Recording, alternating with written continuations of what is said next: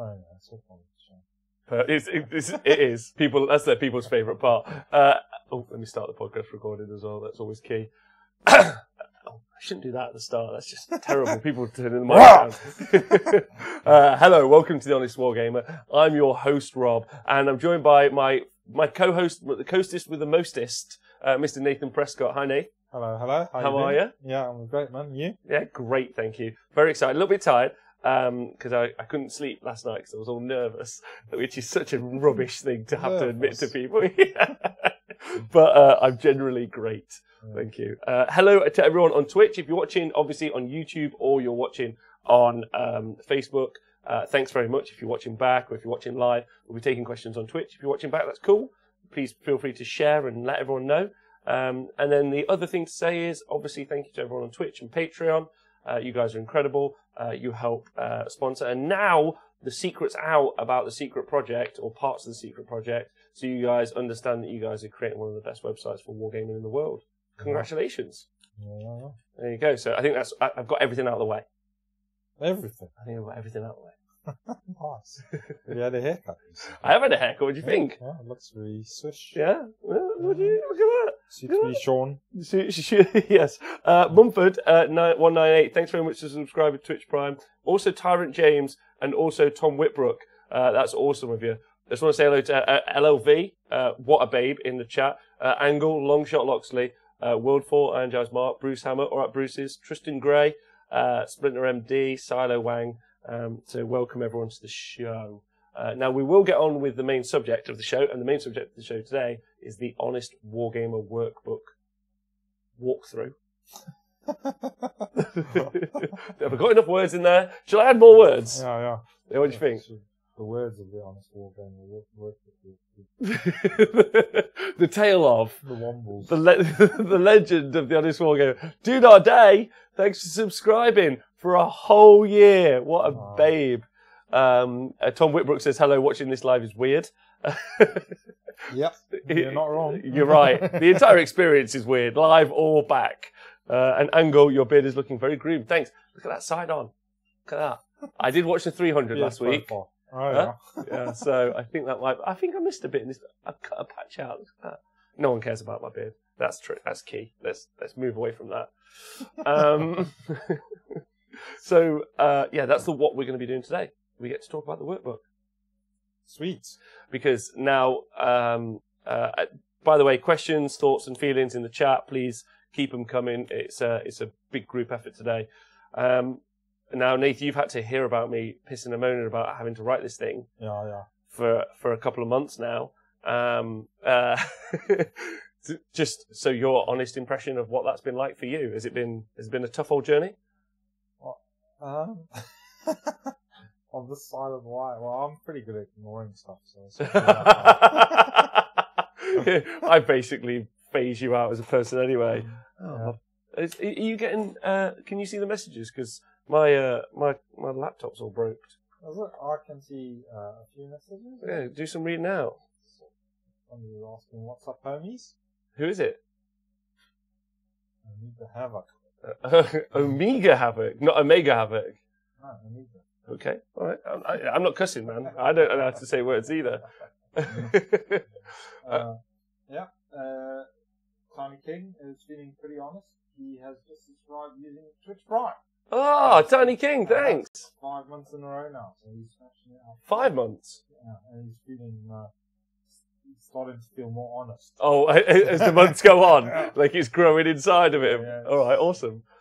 Some sort of inoculation thing that we've got going on there. Somebody can barely hear me. Nate, is your microphone? No surprise Is it plugged in? It is plugged in. Is it turned on? That's great. It's on. It's on. It should be fine. The lights are flashing. It could just be that I'm, as always, a little bit far too loud. Yeah. So we'll just try that out now. Nate, give it one more go. Hello. Testing. Too close. Okay, wait. I'll sit a bit normally. Yeah. Nathan normally talks real quiet, but he's super hard to hear today. I've turned it up now. Let's see how that does. It could be because one of our mics blew out on Thursday's show. As you know, Tom, the Nathan sounds distant. Is it Never too. Is it been muted, Nathan, at the top? Nope. No. Is it any better now? Oh, somebody said their ears are bleeding. Sorry. God. Oh, this is so unprofessional. Welcome to the show. I promise we'll check it out. Never too close to Nathan, says Andy Dunn. Nathan's fine now. Rob is alone. Roll. Okay, this is me. That's just describing various bits of Rob. Oh my God. Hi, Hidden Dreams, Dude Our Day, Press on Preston. Preston. Preston. Triggered. It's Prescott Dude Our Day, you know that. Yeah, he's trying to trigger me on perfect. On perfect. Damn it. Wow, should we just turn it off and start again? What is this? This is meant to be like a really professional launch of something I'm really committed to. Yeah. And currently we can't get the sound right and no one knows each other's names. Smashing it out the park. Hi, Brian Sprillo, Don Wog, Mackie Mac, WS10P, sound intermittent. Intermittent? That's because you're drinking again, Pete. Just chill out. My sound. Oh no.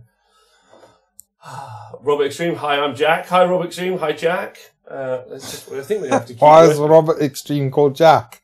I'm confused. Why are all the words being? It should be. Everything should be good now. All of the sound should be good. Yeah, testing. 1, 2, 3. For God's sakes, it's fine. Sounds all good, thanks. Oh, wait, the Twitch chat is fucking with us. It's been fine the whole time, Dave. What a bunch of bastards. Right, is Angle Jack? No, I'm Jack, Jesus. Right, so welcome to the show. And we are going to be doing, before anything else happens, Dave, I'm very excited to do two things. One, coming very soon is the secret project. We've announced it. We announced it back on Warhammer Weekly. If you want to go watch an hour-and-a-half long talk with me, Vince, and Tom about what the secret project is. But obviously, we should do it on the Honest Wargamer because it's the Honest Wargamer secret project. So the secret project is. Do you want to get? Oh, what's your description of the secret project? It's a book which has kept him very entertained for a few months. That's not the secret project, isn't it? Oh no, the other secret project. I'm confused. There's too many of the sodding things. They're all over the place. They are. When you come in here, you just trip over secret projects. There's all day long. Loads of them everywhere. Or burglars nicking our cameras. Yeah, them as well. Burglars and secret projects. Go on. Chinese in them. So the website.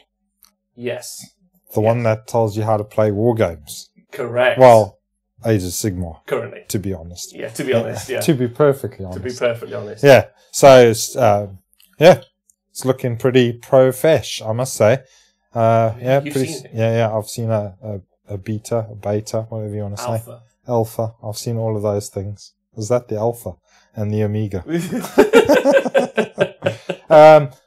There's, too many secrets for me. I'm rubbish with secrets. So, it looks pretty swish. It's going to have list rundowns, terminology rundowns, unit rundowns. Yeah, so all effectively, sorts of stuff. Like if anyone's conscious or knows, if anyone's played Magic the Gathering, it's a bit like a deck building website. And if anyone has played League of Legends, it's a bit like LOL Pro or Mobify. So effectively, people all around the world will be able to create their own lists and guides. Lists and then guides about the lists. Currently for Age of Sigmar, and then there's loads of like keyword terminology and other stuff. What I've been working really hard on is key terms. So that's something that we've kind of done the 40k show and the Age of Sigmar show, and that's to make it's to make a standardized lexicon. As we're about to work through the workbook, and everyone here, you're about to get a copy of the workbook 'cause it's free. I'm going to put the link in the chat in a minute. As we get to part 4, chapter 4, what you're going to see is me and Nathan are doing the Bobo coverage, or the Crim Bobo coverage this weekend, along with old Dispossessed Dan. So don't forget to check out this weekend, so the 24th and 25th of November, Crim Bobo coverage, live Age of Sigmar tournament coverage all weekend. Yeah. Me, Nathan, Dan, Adam, John, the entire team, we're going to be smashing it and taking names. It's going to be great, right? Yeah. It's going to be fun. I'm well chuffed and really excited about that. But when we get to part 4 of the workbook, what you're going to see is the last time that we did the coverage, Nath, and this is the first part to jump it off. When we did the live coverage, what prep did you do to be a commentator? I'm going to prefix this with, I thought you did fantastic. And I literally, not 2 minutes ago, was talking with someone where I said, my favourite experience to date of watching Warhammer live streamed ever was sat next to you as a co-commentator watching you commentate a game of Warhammer. That's my opinion. And anyone who disagrees with me, they're dead wrong. Yeah? Fair enough. But what prep did you do? Did you do any? Just brush my teeth in the morning. Maybe. Made sure I gone to the loo before I sat down. That is actually really key. Is it? More important than people realise. Actually, I've been having... No, I'm not talking about that. Hi Archean, Dude Our Day, Battle Brother Seraphim, Sanice, The Dreadwoods, Rambo Squirrel, Hidden Dreams, Rob Ellis. Hi everyone, welcome to the show. JJ number 10, obviously. So, my experience, Nath, of doing the event was it flooded back to me because I hadn't sat in the commentating seat for about a year. Yeah. Well, almost a year since I left Warhammer Live. And what came flooding back to me was just like, okay, we can do this well, right? Like, but we can do this so much better because we don't know really what Warhammer commentary looks like yet. And so that kicked off a process for me of going back to the drawing board and going, okay, how do we cover a game of Warhammer? And then it went back to, what words do we use? And then it went back to, what bloody words do we know? Hi, Lofthammer. So, and then Ixtab says, Nathan has the no fucks given style, which is never out of fashion. That's true. Yeah. You're like the Murtaugh of wargame commentary. You're using strange words again. Have you never seen Lethal Weapon? Lethal Weapon, yeah. Yeah, you're Murtaugh. No, you're Riggs. Riggs. You're Right, Riggs. okay. I'm Murtaugh. I'm too old for this shit. Hi, WSMP and PAR UK. Hi, brother. I just watched that the other day, yeah. I know what you're saying now. I need a translator. So what happened was we did all the commentary, and I was like, how do we do this better? So that kicked off this process that you and me talked about for every single, well, not every single day, but most of the weeks ongoing since, where I've been throwing ideas at you and just saying things. And basically what we decided what we needed was, number one, was we needed a set of words or terms or ideas that we could all universally agree on. Like, what's chaff? What's deep striking? What's X and X? Yeah. So when you guys go onto the Secret Project website, you'll see that there's a bunch of key terms, which are like, they're like hyperlinks. So if anyone ever goes, I like using skinks because they make really good screens.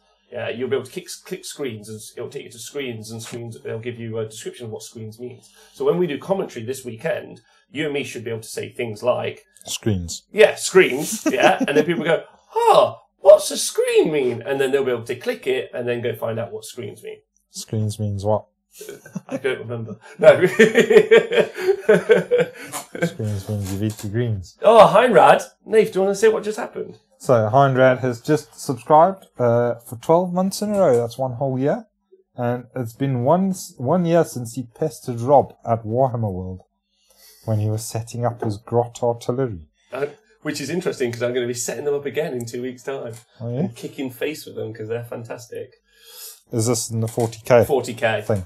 Yeah, then shooters, Nath. They're mega guns, whatever they're, mech guns, whatever they're called. Yeah, mech guns. Which, by the way, they brought the codex out and they're still amazing. They're still great. So great. They're so great. I'm so excited. I'm more excited than you were at Apartheid. Oh, great. Has October happened yet then? October was in October. Was it? Yeah. Fantastic. Well, it was at the end of it was at the beginning of November. Close enough. At least they got it the same year. Well, you're a builder, right?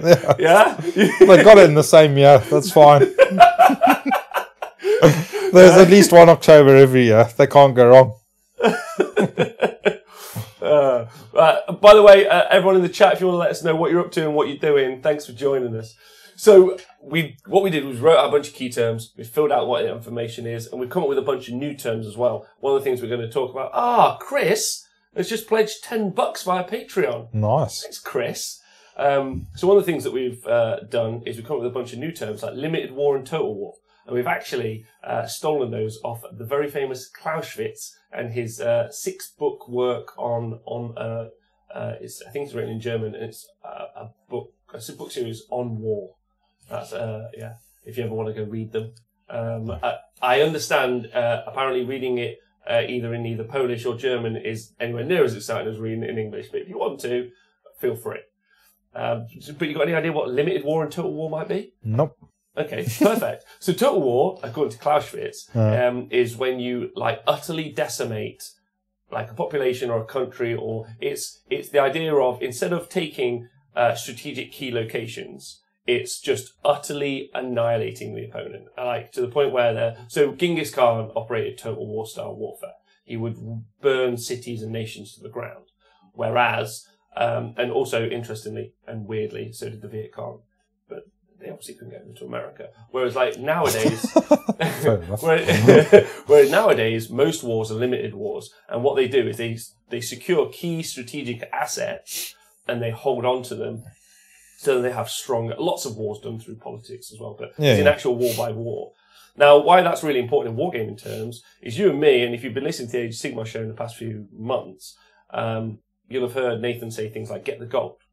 Now, I needed a term for us to go through for what is the difference between an army, let's pick 18 Idoneth eels, as an example, as an army that goes forward and just smashes face, or Stonehorns, or something that's all about smashing to win the game, and then an army that all it does is go get the gold, very much like we talked about with the Seraphon army last week. Yeah. So you needed a go kill army term, and then a go capture the gold army term. So you got total war, kill everything; limited war, get the gold.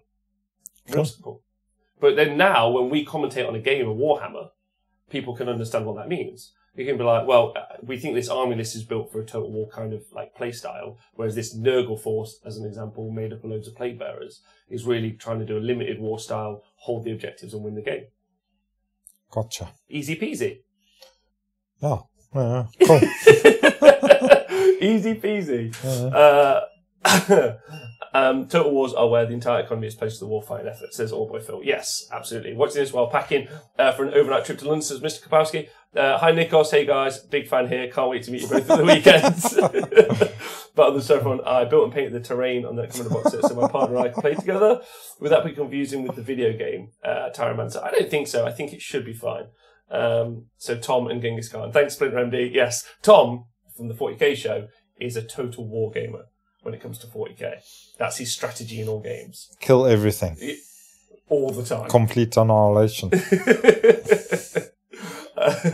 Longlock Shotlocksley is painting a Renegade Knight, and then Tom Whitbrook is painting a Primarius Lieutenant. You read a German book about war? No, I read a Polish man. I think he might have been Prussian. Anyway, so I'm just going to drop in the chat now. I think it should work. Oh no, because my computer actually reset. So anyway, Nate. Yeah. So there's a whole bunch of terminology, and we've defined it like a dictionary. Okay. A bunch of terms that we can use. Yeah. And then later on, over the next few months, what we're going to be doing is Tactica videos and Tactica guides that are all going to be hosted on the website about what those terms mean. Cool. But they're in no way definitely finished. Yeah. We're willing to hear feedback and thoughts. Oh, Adam Mumford, thanks for again joining Patreon. There's 2 people who joined Patreon today. Nice. That's awesome. Thanks. And obviously this site has been paid for by Patreon. It's completely free to use, and anyone in the world can use it. I spoke to the French ETC team, Nathan. I was like, can you translate this to French? And they're like, we've only got 20 players. And I was like, okay, don't worry. And then it's like, they all speak English. I was like, that's fine. Never mind then. What about the guy that you played? He's Italian. Oh, okay. Yeah. You played a couple of French guys, didn't you? At Warhammer? Yeah. Yes, I did. At the doubles. That's the people I was talking to, Christophe and Philippe. Yeah. They're fantastic. So we did the key terms, so we could understand what terminology we're using when we're commentating. Yeah. And then what we needed to do was make it so that everyone could work through the key terms, because the next problem we found, now Par is in the room. Yeah, I think Par's in the chat. Shout out Par if you're here. Now, Nathan, sure, I saw him earlier. I think we saw him earlier. Yeah. Now, you commentated on his game. Did I? Do you remember at Bobo? Yeah, I did. Yeah. Now, what was the? I mean, now this made incredible commentary, but as a game, do you want to explain what one of the interesting things about that was? Well, I mean, for us looking from the overhead view, we could see what we thought were some obvious errors, and we were like, "Just go over there and grab the gold. Go grab the gold." But specifically, it was a scenario problem. Yeah. Do you want to tell people? Well, there were scenarios that were not being grabbed; they were being left on it. Just not being claimed, and we were like, just go grab the gold. And then there was another, I think one of the enemy scenario objectives. I was getting my objectives and scenarios. There were objectives that were being left unguarded, and there were other objectives that could have been taken, and they weren't being taken. So we were urging them on. Yes, and one of those issues I felt was because, and this is true for most people, Rambo Squirrel, thanks for joining the knee stabbing gang as well. Most of these people, and I include myself in this. So when we covered the games, the first thing I thought was, right, I need a better language to explain games. And then I thought, I don't really know how I play games. I know how I try to win games, but I don't know I don't know what my methodology is. I don't beyond, I'm going to kill all the shit. Yeah. I'm going to kill some shit and nick their gold and just have a great time. Just have a great time. But I didn't really live my best life. I'm just living my best life in this war game. So I didn't really understand how I do that. Yeah. So I had to go back and ask myself, how do I do that? And that meant that I had to write it out. And because I wrote it out, Mum Dare, thanks very much for donating 200 bits to the show.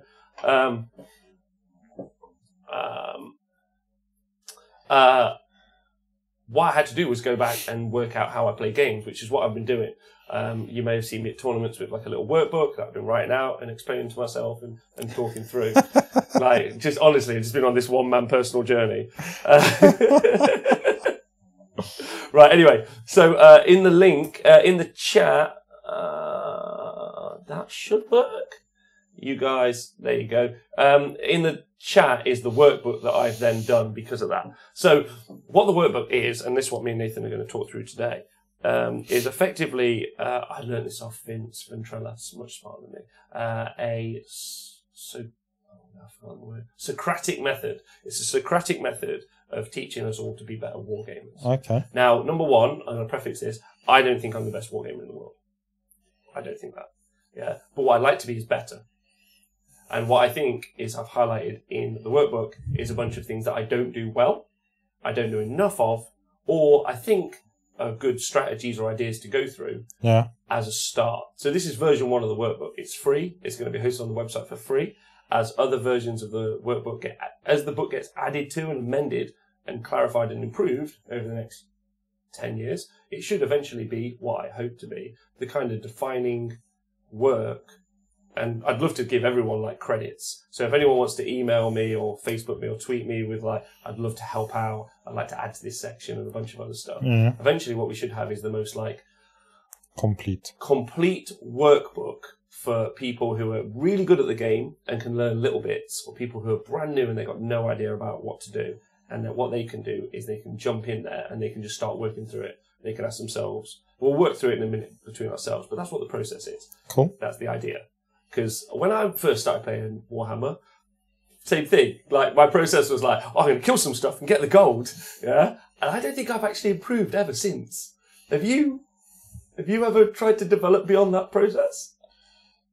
No. Be honest. Yeah, no, I mean, obviously, when I first started playing Warhammer, I was playing with my son, and then we played against, we went to a little club where there were mainly other kids there, my son's age, and it was basically just playing with them, sitting next to my son and playing, and then thinking, oh, this is quite fun, and then borrowing my son's army and going to an evening and playing against some adult players and finding out that it was a totally different game. You're getting your ass handed to you. It's oh, okay, you can actually play, like, it's not just you can actually make it more than just a fun push around thing.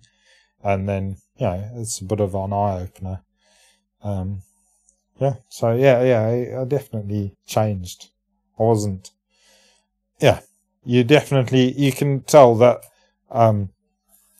somebody that's not played the game before is normally at a distinct disadvantage with people that have been playing it a while. Yeah, exactly. Yeah.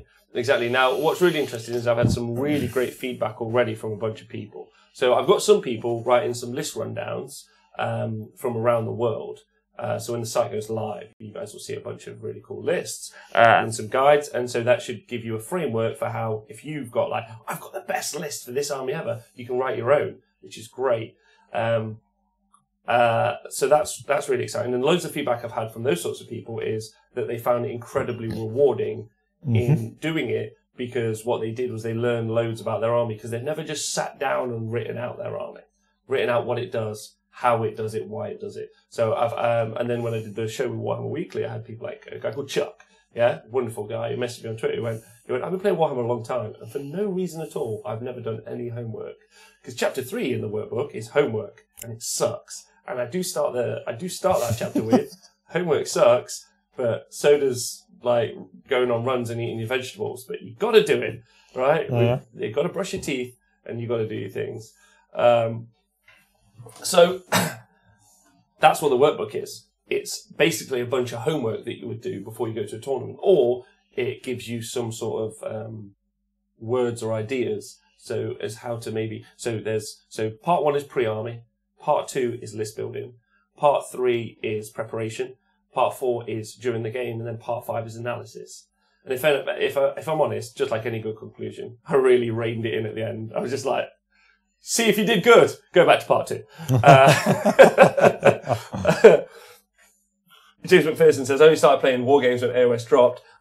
It's always quite daunting playing against people who have had 20 plus years. Wargamer, do you think it would be a good idea to put a list template into the workbook as an effort to standardize that, says Wargamer? Well, so currently the workbook's meant to be like cross-system, so you should be able to use it for 40k as well, realistically. But again, maybe save your feedback for like dropping me a message on Discord or Twitter or to the Honest Wargamer Facebook page, any of those places, and then like with your thoughts and feelings. But show you're working out. Don't just go, this is crap. It's cool if you don't like it, but just go, I think this could be improved because of reason X, Y, Z. Because I'm all about that. Cool. Yeah. Sounds constructive. Thank you. Hidden Dream says this book is great. Thanks. So I'll put the link in the chat if you guys want to click it and have a look. And if you really do like it, I'd love you to share it too. Also, if you want to listen to the podcast, then it's obviously in the links below. And if you do like it, I'd love you to share it with people around the world, people you think could benefit from it, your local gaming groups, your friends, your Twitter. I spent a lot of time on this, and it's not just, I want to say it, just a big shout out to Nathan. I want to shout out a guy called Dan. I want to shout out John, Tom, LLV, a bunch of people. My friend Jim, who did the proofreading, which is just an awful experience for me. Yeah, I've never realised how dumb I am until, I could listen back to the show and I'd be like, yeah, you're pretty thick, mate. Yeah, but not until you've had one of your really close friends proofread something for you do you realise just how fucking thick you are. Hidden Dreams. Deployment suggestions. There's a whole bunch of stuff, and hopefully when you guys see the website, you should see it's all 40k podcast. Thanks for following us. I'm a firm believer in playing better players makes you better yourself. That's true. Mr. Kapowski, have saved the workbook for reading on the plane. Looking forward to spending 2019 getting better in gaming side of the hobby. Good. Oh, I'm glad. Zyko clap. Yes, it's awesome. Thanks very much. Thanks everybody. So should we go through the book, Nave? Yeah. Yeah. So let's get it up. So. Cool front cover. And first thing in there, and this is most important, it's dedicated to everyone on Twitch from The Honest Wargamer and The Honest Wargamer's Patreon, who've obviously paid for me to eat my jam sandwiches and then work on this and read books by German war generals and whatnot. Yeah. So that's bit. The first bit we talk about. So, like we said, there's just a bunch of questions, and I'd love to ask you, Nath, and we're just going to do the workbook together. How's that sound? Yeah, sounds good. So, first part is pre-army. Now, I know you're already going to say Grotz or Dwardin. Grotz or Dwardin. But the first part is, what are your aims with the army?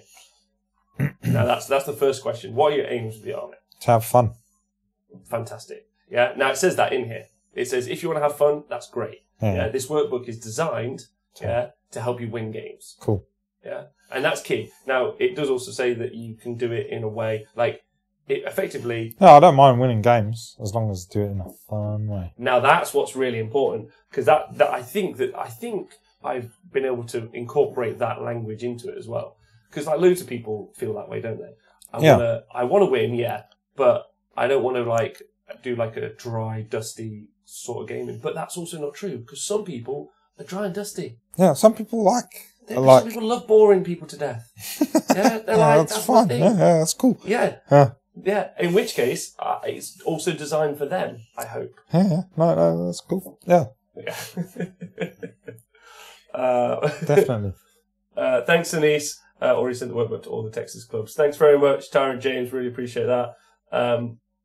So, yeah, have fun and win games. Yeah. That's what my aims are as well. Cool. Well, now, yeah, I would have thought most people. I think that's most people. Yeah. Also, everyone... But, I mean, one person's definition of fun would be slightly different to another person's. So, yeah. So what I think is being funny to somebody across the table, they're probably not enjoying it at all. Good. So next up is what type of gamer are you? Yeah. Oh, the Wizard. Thanks for joining the Nisamming gang. The Wizard. Are you a wizard? It's a wizard. Are you a wizard? What sort of gamer am I? Yeah. I'm not sure. I think I am a erratic gamer. Is that one of the categories? Erratic? It is. Is it? Yeah. So I tried to make them have fun names. Yeah. Initially, like I kind of, and it's probably true that most people, are all sorts of types of gamer, or a mixture. So the first one I put is controllers. Yeah, and those are basically just debuff players. So people currently in Age of Sigmar, you would think of Legions and Nagash.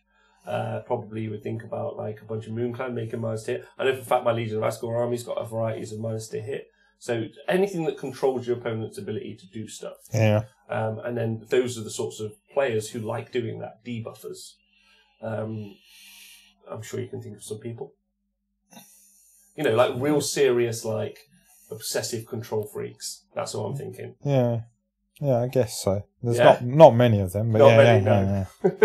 I think they all play 40k. Okay. Sure. The Wizard, it's only taken me 3 months now to subscribe. Thanks very much. Hidden Dreams, my fun comes from taking your fun away. So he is a control player. Thanks very much. By the way, if this is you, shout up while we're talking about it. So controllers. That's controllers. They like to debuff stuff. Then you've got movers. Yeah, so those are people who have very fast and mobile armies. Some people only play mobile armies. Yeah, or they like mobility, deep striking, movement, like that's their shtick. Yeah, I guess I like a bit of movement. Even though I play with Dispossessed, I like them to move about. I don't like them to stand around. Exactly, right? And that's true. I do like a movement army, even though if it's only moving 4 inches at a time. It's still moving, baby. It's still moving straight out. Question, is that Jason Debuffer? As opposed to Jason Defluffer. That's great. OJ Control Silvernet, that's me. Levency getting a bit ahead of myself in the workbook, but kudos for the Mike Flores reference with the Who is the Beatdown. Thanks very much. That's a term I stole from Magic the Gathering. So I've looked at quite a few game systems as to how, but we'll get to that. So then you've got quickies. Okay. Yeah. So these are alpha strikers. Okay, yeah. And the concept that some people are just very aggro as gamers. They can't not. They're like, maybe I should have charged in turn 2, but I charged my whole army turn 1. Yeah? And now, if you're that sort of person, so there's impetuous or potentially like you just like playing very super aggressive, or you're an aggressive person, Alpha Strike Army seem to be like a really sensible choice for you. Yeah. So I just thought I'd bring it up. Cool. Yeah. Then you've got Wombo Combo Bambinos. Sounds great. What do you think? I want to join that club. What do they do? What do you think about those dudes? They sound great. What do they do? They just look for combos.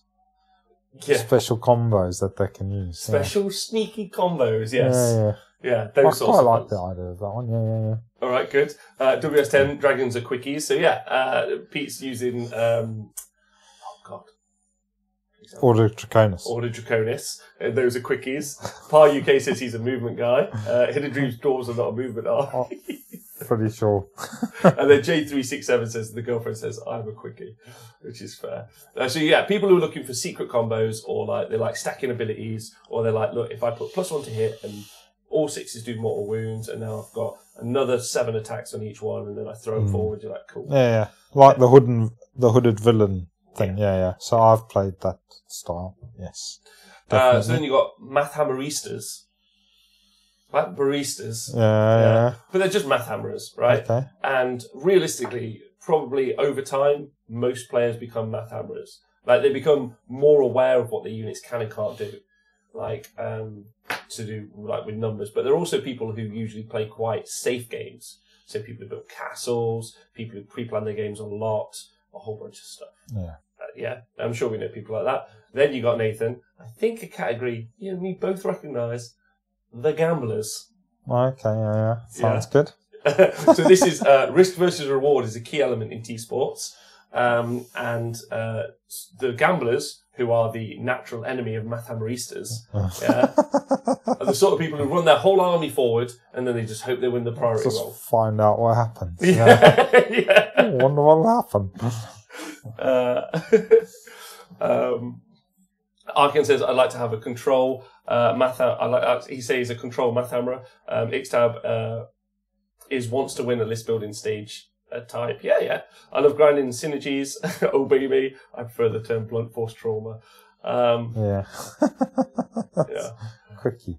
Quickie all day. And then, so then you've got, so gamblers. We're gamblers. People who take risks or build risks into their armies. The thing I'm thinking is things like Seraphon trying to roll the 18 on the Engine of the Gods so that you can attack twice and move, like, those sorts of things. Yeah. And then you've got hero hammerers. So these are people who are kind of like quite involved in the story, either because it's the background themselves or because they have created a story. Right. And they tend to take a lot of characters, or they've got some characters. They probably don't build as efficient army lists, but they like telling a story. Yeah. I think I relate to that one quite a bit as well. The hero hammerers. Yeah, I do. And what's great about Age of Sigmar is, like, almost always you can build narrative competitive armies. Yeah. And that's really important for me. Yeah. And I'm sure it's important for you. Yeah, like normally if I take a boss on a Screekhopper, then I have to have some Screekhoppers for him to be bossing and do you know stuff what I mean? like that. Otherwise, usually the boss off one Squig. He's not a boss if there's no other Screekhoppers around. So yeah. Papid, he's like, that's me, always play for the double. So then, the last person is the money. And this is someone who's got a lot of money. I'm looking at you Corn Dragon players. Rude. But also they're people that bring lists that you don't really expect. So like meta busting lists. So you're like, okay, like, yeah, there might be some witch elves, or there's going to be some legions of the gash. But what I'm really not expecting is 18 Razordons. Well, 16 Razordons, because that's 500 quid just in those units. Not expecting that. No way. And so, like, or the Corn Dragon. The Corn Dragon's pretty dealable with, really, for Age of Sigmar. But still, I think. Yeah? All right. Cool. So that's the different archetypes. So then, because this is all before you pick your army. Yeah. By the way, which one are you? Same to the Twitch chat. And also play it. I'm probably a combination of 3 of them, I reckon. Yeah, I think most people. Most people are not going to be just one category. So yeah, I reckon a bit of hero hammer, bit of what was the one before the maths hammerers? Before the math hammerers. Yeah. Wombo combo players. Wombo combo. Yeah. Bambinos. Wombo combo bambinos. I'm a bit of a bambino. And I do like a bit of movement as well. So yeah. Good. All right. Well, you say you're a bit of a quickie. Yeah. No, the other movement. Movers. The movers. Movers. I'm a moving bambino hero. Hero hammerer. Please give me the description of what you are. In the chat, I'm going to quickly put it in one more time, is the link to the workbook if you guys, Sonny's I'm a bambino gambler. And Lee Bromley says he's a hero drunk hammerer. I didn't put that in I didn't put that in, but usually that does negatively affect your gaming type. Being a drunk hero hammerer. Yeah, I think that makes you a gambler. I wonder if I can play this game without all of my faculties. But if I make my opponent drunk at the same time, as per Lee Bromley, then then you got a fighting chance. I was trashed after the first 15 minutes of our game. Playing Lee Bromley. Yeah. He poisoned me. So after that, after you decide what archetype you are, now some of you might already, and Nathan, you're already a gamer, so you don't really need to clarify how you like to play Warhammer at this stage, but for people who are new, helpful, yeah? And then what's your budget in time and money? Now that's key, especially if you're starting a new army. Yeah. So imagine we're all going through this process of starting a new army together. So what's your budget in time and money? Because obviously it takes you a certain amount of time to hobby it, and obviously it costs a certain amount of money. Yeah. Cool. Is the tournament soon? Because really that affects both time and money and whether or not you can produce it. That's it. Also, thanks for joining the knee stabbing gang, Sif TV, you babe. And are there painting requirements? Yeah, I was going to say there's a third point to that triangle. Should be quality of painting. So, Yes. but you brought it up. There you go. There we go. So it's like how long it will take you to produce the army, how long to the standard that you want as well. 'cause that's really exactly. important. Yeah. What standard do you want?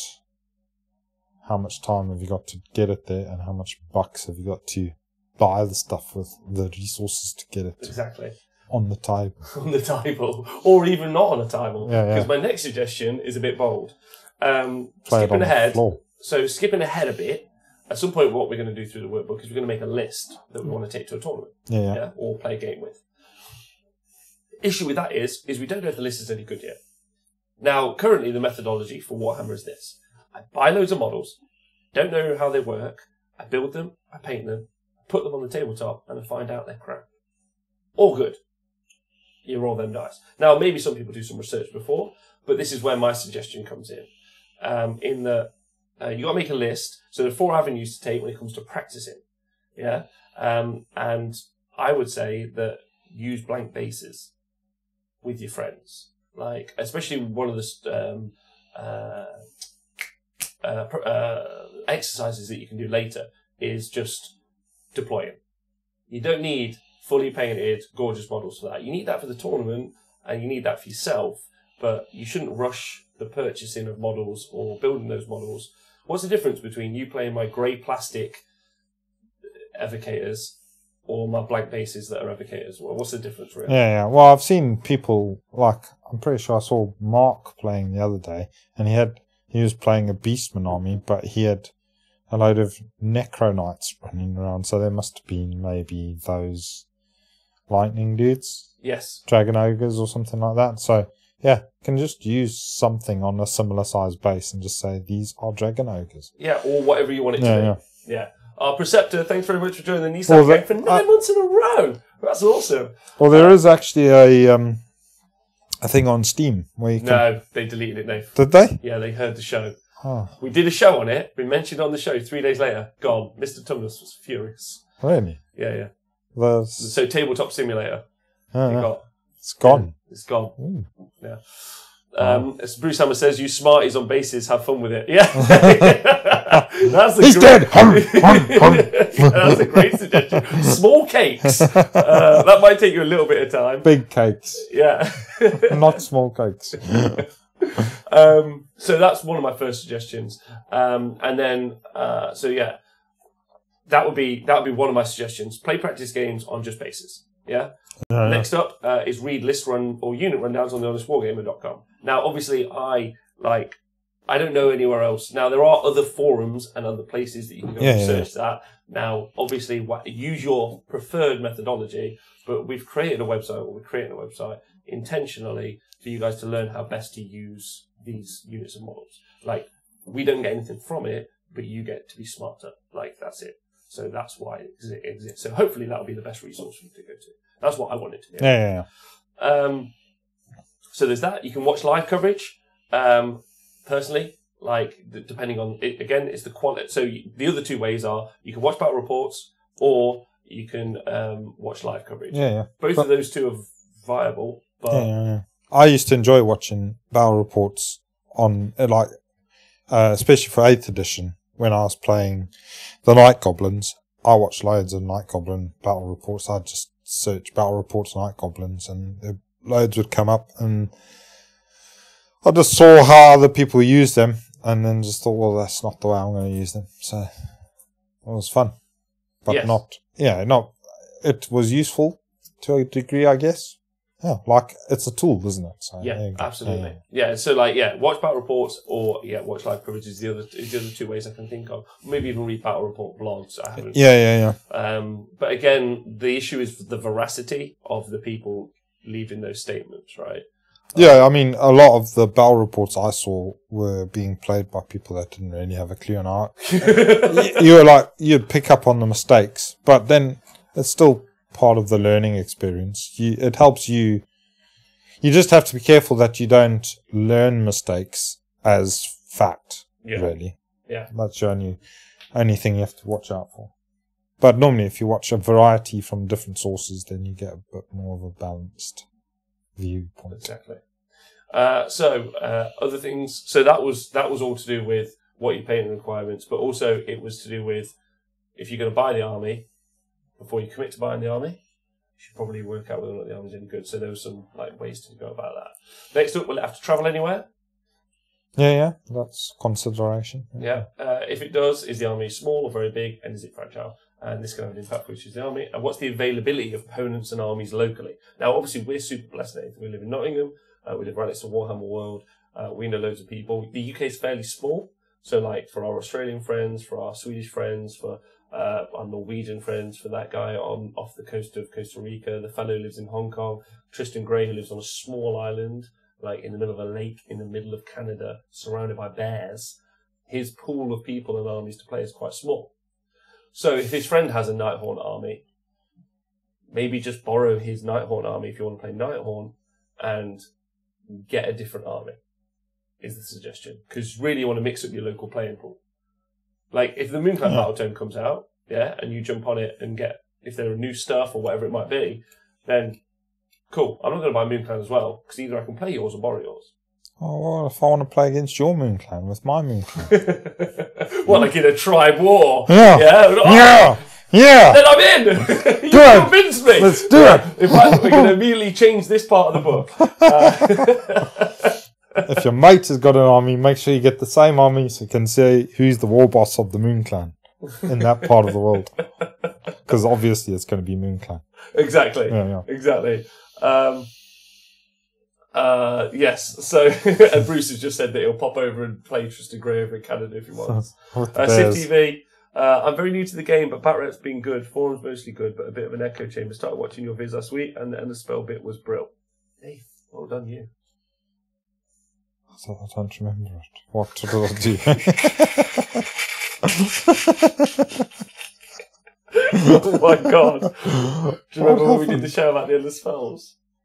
Have we done that one already? The one with the... I thought we were doing that tomorrow. Oh no, that's the different one. That's for the footage. Oh my god. Phew. Phew. When do I get to play the bears? Oh, for God's sakes. They're not out yet. There's no bears. Right, so... That's something to think there about. Must now, be obviously, bears. You said Tristan was playing against bears. Listen, it's going to take forever if we carry on at this pace.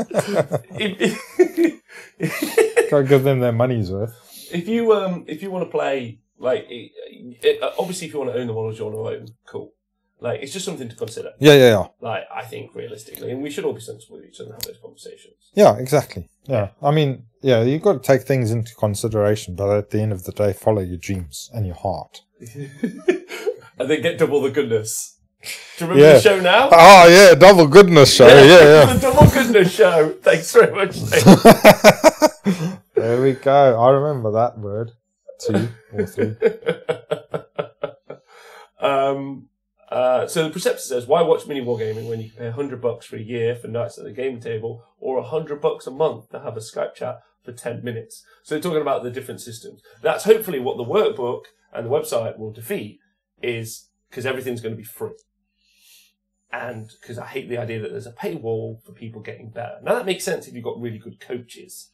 But the veracity of those coaches are a little bit tenuous, I think, to some degree. So I would prefer that the entire community gets better at wargaming for free, and then we can all do better. So Workbook's free, website's free, everything's free. It's free. Yeah. Patreon paid for it. Well done, Patreon. You guys done it. Yeah. You smashed it. So, so what's the availability of opponents and armies? How many gamers do you have locally? That's important. Is it a small amount? You're going to have to travel for practice and also grow the numbers locally.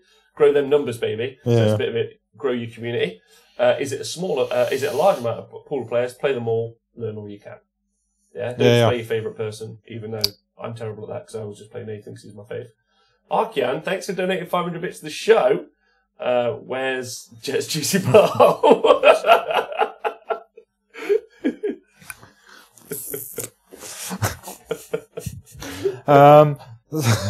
Oh my god. Confucius? No, confused. LOV says, when I first moved here, locals were telling me to watch out for cougars when going to bars. I was like, what the fuck cougars get in the damn bars? I guess cougar is also a local term for middle-aged ladies that go on to snag younger men.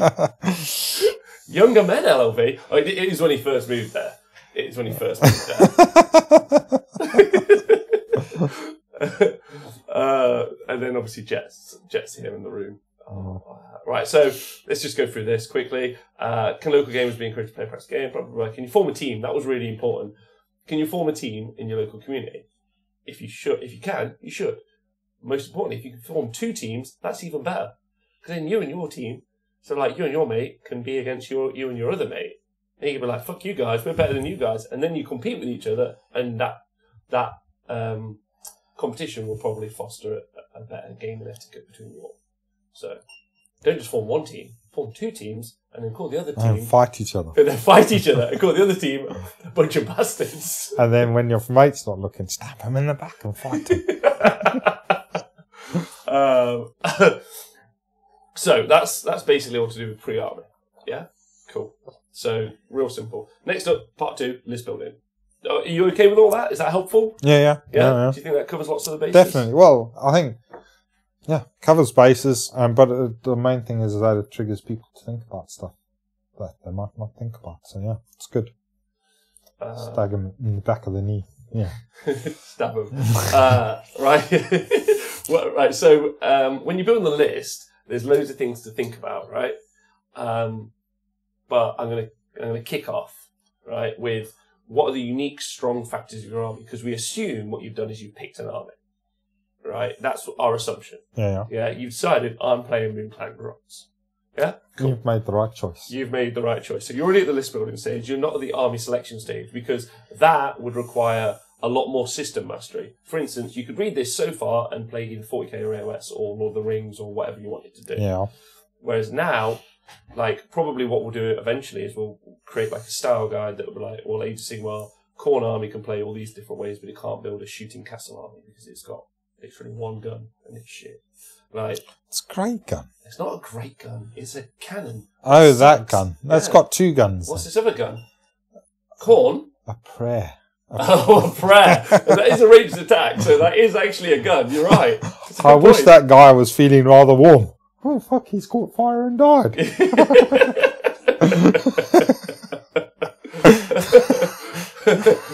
That's a really good gun.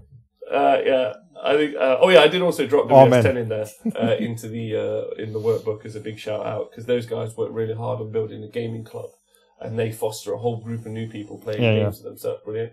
Oh, Bradley Graham, thanks for joining Patreon at $100. Wow! You just joined as $100 Patreon, which is awesome. Bradley Graham's also it's got Canuck, whips I think. too. I know. They've also got whips, them Khorne guys. They've got so many guns. So thanks, Bradley. Really appreciate that. A castle that prays and whips and shoots. That is amazing. That's awesome. Thank you very much to everyone on Patreon. You guys have paid for the website. You paid for this, so you guys are great. So, yeah, what are the unique or strong factors of your army? So if we were doing that with Moon Clan, what would you say? What are the uniques and strong factors? The unique... So, I think you'll find, especially now, none of the armies are, like, wholly unique. But they do have things that are, fairly unique to them. So, like, the units that are stand out fairly unique to Moon Clan are like Fanatics, Netters, and the Shamans, maybe. The +2 to cast. So the +2 to cast, the mushroom Plus on the and I think the ability to shut down charging with the Fanatics. yeah, is very Fanatics. Unique. Well, there Not are very unique, yeah, but they're similar units in other armies, but yeah, it's a particularly strong one in the Night Goblin one is one of the better ones, and then or the Moon Clan or whatever they're called. And then obviously Netters are nice because you can make stuff -1 to hit, but then that's not unique, but it's a cool ability. yeah. You can also make a horde army out of it, so you can have lots of models. Yeah, which is really good. Which is more not. It's not totally unique, but not some armies can't do it. But Stormcast. It's a nice sort of style that they have. Although you don't have to play a Moon Clan horde army, but generally they are horde armies. They are. Also, Midget in a Bikini says, what about the Squid Herders? 20 points per squad. Yeah.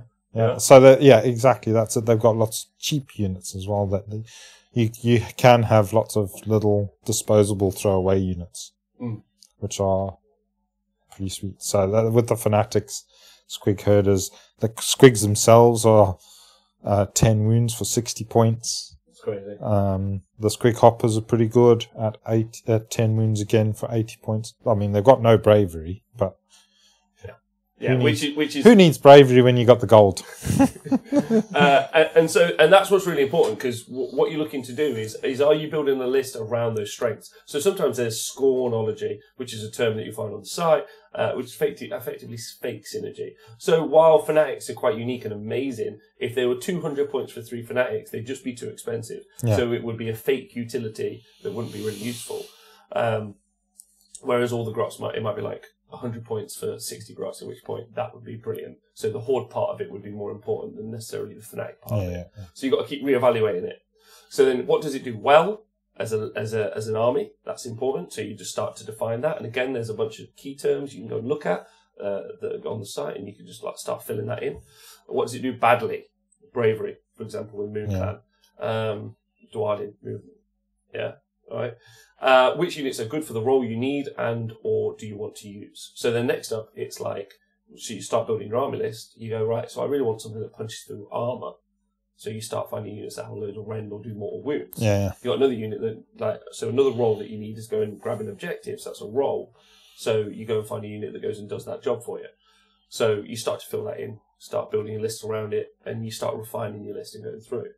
Are those units optimal for how your army performs, or do they benefit from synergy with other units? So a good example would be a Phoenix doesn't need your army to help it synergize with it. It just usually acts really well on its own. Yeah, especially if the enemy's got loads of wizards, right? Yeah. Whereas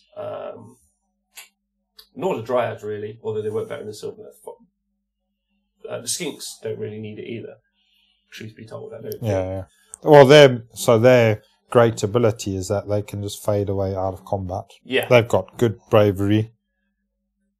And they're quick. So they don't. Those are all internal things that they have on their own war scroll. They don't rely on other war scrolls or being part of the Seraphon Allegiance. They don't really need any of that. Sure, the Seraphon Allegiance is nice to be able to teleport, but they're quick enough anyway. They are. Which is why you see them in loads of mixed order armies. Yeah. So they are pretty sweet. Even though they're not battle line in mixed order now, they still put them in because they're just great for controlling ground space and getting objectives. Also, Dead Warden says the pre-army selection reads like a self-help book, making my Chinese takeaway dinner feel like even more of a regret. If anyone is interested, as I was proofreading it and making sure it was all really good yesterday, I was eating an entire block of marzipan. So don't in any way think that I'm some sort of pinnacle, because I am not. Marzipan, by the way, is brilliant. It's really nice. It's so nice, especially eaten raw. Well, I don't know. I like it on a fruitcake. Do you have or need redundancy to achieve the win condition of some or all of the missions that you it's a scenario. Yeah, definitely. So a good one for Age of Sigmar is you need loads of bodies around an objective most of the time. So do you have enough bodies around an objective to be able to do that. Well, yeah, I mean, it's like a good thing when we were talking about the Moon Clan. So one of their main weaknesses is that their heroes are 4 wounds and 6 up save, most of them. So you've got the Cave Squig War Boss, who's really good. He's got 6 wounds and a 5 up save. So then you know immediately that your weak scenarios are going to be duality and yeah, exactly. So and so all the ones where you need wizards can do 20 counters 20 models. Yeah. So those are things you have to be aware of. So then you either make sure you got plenty of, you just make sure all your hero spots are full, or you maybe ally in somebody to compensate for that. Yes, so like yeah, exactly. So you ally something in that does that job. So you either do so you either fill that redundancy with having, let's say, 2 wizards or 3 wizards or 4 wizards. Or 6 wizards. Or 6 wizards, thank you. Or what you do is you go through, it and you go, actually, I need an ally that's more robust than the wizards that I have. Yeah. So, allies like the Troggothag. Thanks, Manimal. Exactly what we were thinking about. Preceptor, what are people's opinions on 3 best tournament scenarios? Trying to run my first tournament wouldn't be a good one. I'll let you guys in the chat deal with that. Him Dreams, loving the book, can't wait for the website. Oh, thanks, man. You're considering an army, the advice should be to borrow about thermal credits and not just buy them all. That's a good point. But if you scroll down, I go on to say just play with bases, which I think is solid advice. Or proxy stuff. Hi, Definitely. Mr. Hector. In the chat, you can find the workbook. So, do you have redundancy? Yes. Can you protect from being alpha striked?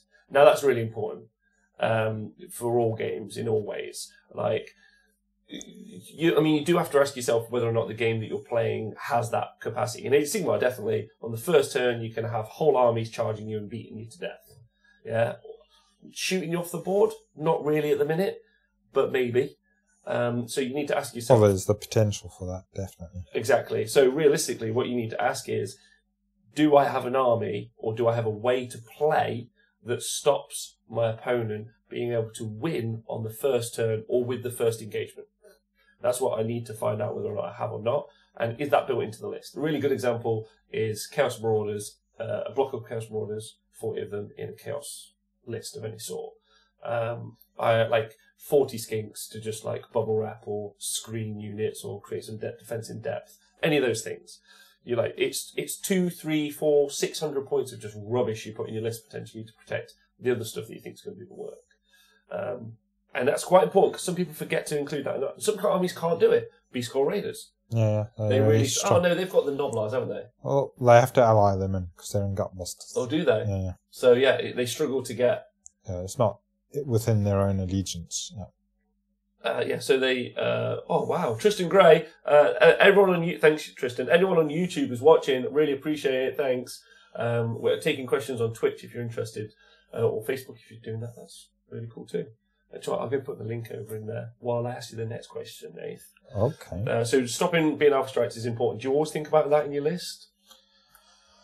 Yeah. I definitely say that's a consideration. You always think about. I always try and make sure I've got chaff or stuff that I can throw away, but stuff that I can stand behind whilst it dies and then step forward and kill what was killing it.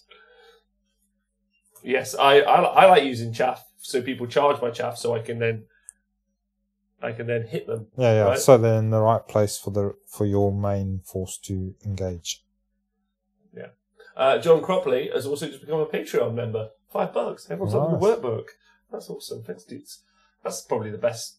That's real nice. That means I'm doing something right. That's good. I was super nervous last night because I've never written a book before. Like, it's not a book. It's like 5,500 words. It's not like a book, but it's like pretty nerve-wracking. It's like doing a dissertation, but instead of showing just one, like professor, you showed Jim. Yeah, and then Wargamers. But what I really like about Wargamers is often I found they never complain about anything, and they're not critical as a group. So never. I felt really safe. Never. Yeah. So the next up, what are the prevailing threats? So really, that's have an eye to what's happening in the game currently. A really good example would be the stats that LLV has been helping produce for the Honest Wargamer. Oh, JJ number 10, thanks for coming to Patreon. Woohoo! What LLV's done, helped producing the stats. I know that at the Blood and Glory event, there were 20% of the armies were Legions and Nagash. So I know that I have to work out how to beat up spooky boys and ghosts. Yeah. Fine. Yeah, I've already got the soundbite of piss off ghosts from Thor. Yeah, I've got that. Yeah, good. I've got my Ghostbusters outfit, but how do I beat them with my army? Yeah. Right. So those sorts of things that you need to have a resource, and it doesn't have to be us. I'd like it to be us because I think we give fair and impartial. But that makes sense. I saw someone on YouTube the other day who's like, he left a comment on the One Weekly thing. He's like, I don't know what it is about that guy. I just hate him. I was like, that's fair. That's me some mornings in the mirror. That's okay. Yeah. But whatever your news source is, whoever you respect and appreciate their gaming opinion, find something so you can stay current and you understand what's happening, because that's really important. Yeah. And then finally, what do you want the list to do? Now, so I know that sounds really odd that that's at the end. Yeah, you would think, oh, I'll go in first with what do I want the list to do. Yeah. But if I was trying to make a Horde army with Stormcast, that would be the wrong way round.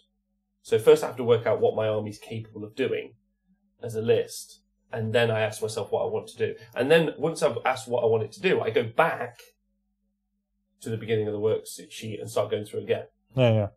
I mean, obviously, once you've gone through all of this, then you'll be, hopefully it'll all be in the back of your mind anyway. What you're working towards, what you're working from, all works together. Smooth like a river. Smooth like a river. Keep going. I don't know what I'm saying. Alright. What have we got there? Oh, there's a question. Chloe's been asked if gods become top meta like sisters, will you play them? I don't know. Would love to see how you do a top tier army. Well, they're already top tier though. That's the thing. They're the top of the pile. Can I just say thanks to Mr. Ector, who in real life is Xavier Dolce, who's just donated $10 on Patreon as well. This is real. Wow, feel real nice about this. Thanks. Cool name. You guys are being lovely. Yeah, they've got good names, right? Yeah. Do you think Moonclan will be top tier in 8th? Yeah, I think they will. I think they're not far off now, really. They've got the potential. So, yeah. Just excited to see what comes. Yeah, I'll definitely still play them, even if they are top tier. Yeah, just because they're Moonclan. Yeah, they're your boys. Yeah. Plus, you've also developed the most powerful list of all time. Caleb Nilio, thanks for subscribing 2 months in a row. Squid Gobbler was kicking butt. Was he? Oh my word! Did you know it can fight now? Yeah, they made him too good. They forgot. They made mistakes. They did the reverse knee-jerk reaction. I had to. So I played during the week with them. I had to keep looking back at the war scroll. I was like, "Can it really do that? I'm cheating. Surely I'm cheating." And go back and see. Yeah, it can do that. Whoa, dude! Oh man, it was too exciting. Onstron, hey guys, tune in while doing the dishes. Love hearing you guys chat. Thanks, Onstron. I appreciate that. Make sure, Nathan, I've got a question for you. Do you drip dry or use a towel? Because I use a towel, but apparently, recently, the young lady who I've been living with has told me drip dry is the future. Because I use a towel when I have a shower, so I thought that worked for pots. No, I normally let them drain, yeah. Oh, what, on the rack? On the rack. Can I just dry them? No. I'm just lazy.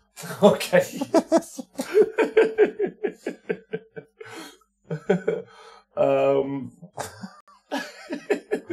a weird Right, okay. So, what do you want the list to do? Yeah, is a key part. And because next we get to talk about, we've already talked about on the show, you get to decide how you want to try and win the game. And again, thanks to Carl von Clausewitz and to Danger Mouse. Yeah. Do you want to win this? Do you want to win games through total war or limited war? Do you want to get the gold and win the mission?